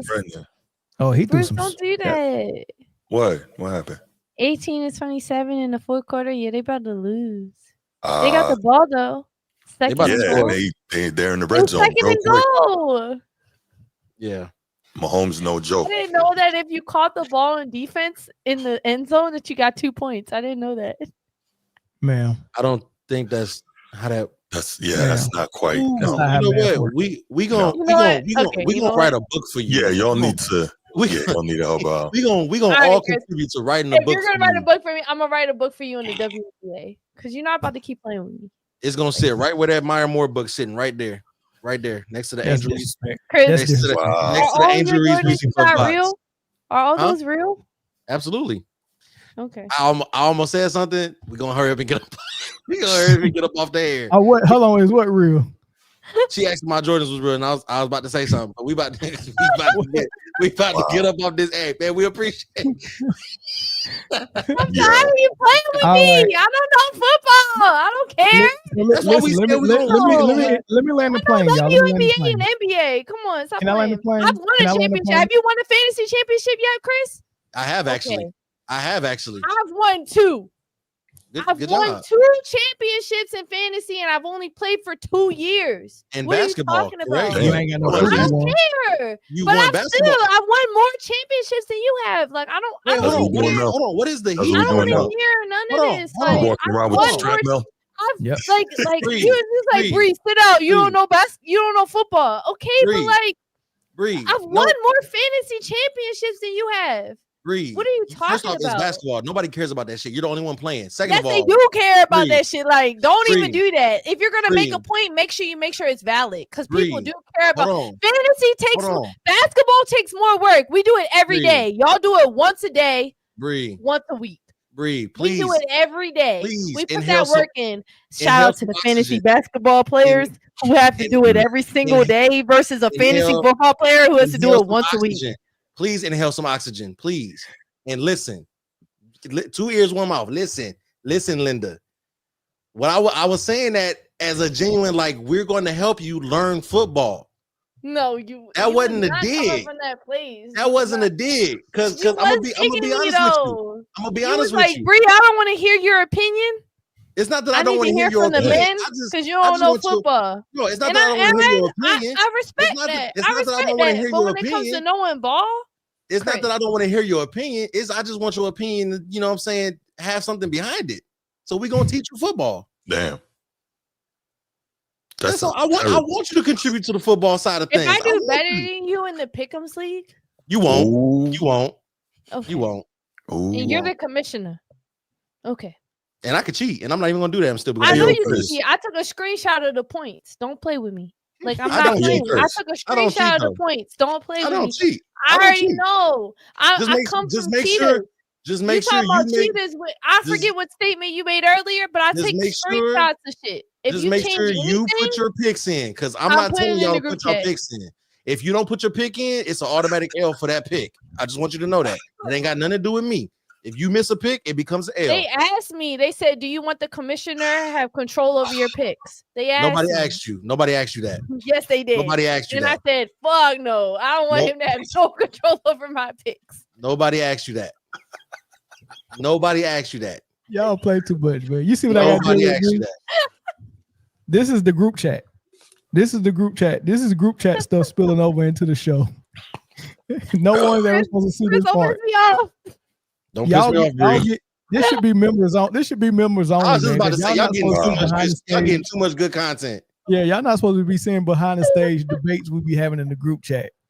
And for the record, I Let me cook know. I'm not everyone. involved in the group chat. I'm not. Bruce, I cooks everyone in the group chat. Like, Oh, here you go. it's insane how I be cooking, man. I It don't even matter think if you it's getting your football, group chats. hockey, I think you're getting your baseball. group chats confused. You don't be cooking us. If I'm talking about Big Lotto, if I'm talking about, it don't matter what I'm talking about. All right. Yeah. Hey, we appreciate y'all. We appreciate y'all for hanging with us, man. On that note, man, the next time you'll see us will be Sunday, 8:00 in the morning on the Pacific, 11 o'clock if you're on the East, and figure out all the other time zones in Tune between, in on man. Sunday. Tune in it's on Sunday. That show is amazing. It's been a great one, man. Make sure y'all like and subscribe to the Format Podcast. Appreciate everybody who's here. Also, Format Podcast, we do a Sunday morning show at 10 o'clock. So you can check us out and then roll on over to Mandown Sports right after. So, we do that. Facts. If you haven't subscribed to the Format Podcast and the No Bull Podcast, you're wrong. Go do that now. KNOW. If you know bull, you know ball. Wow. There you go. We need to get like some kind of whatever, like a bomb or something after you say that line. You know what I'm saying? Yeah, no doubt. Right. All right, man. Bruce, we appreciate you, brother, man. Salute. Appreciate y'all too, man. We appreciate everyone in the chat. We appreciate all our members, people who might have watched for the first time. We appreciate you. Hit the like button. This is your last opportunity to do that. Watch the playback, man, because this was a good show, man. I'll catch y'all Sunday. Peace.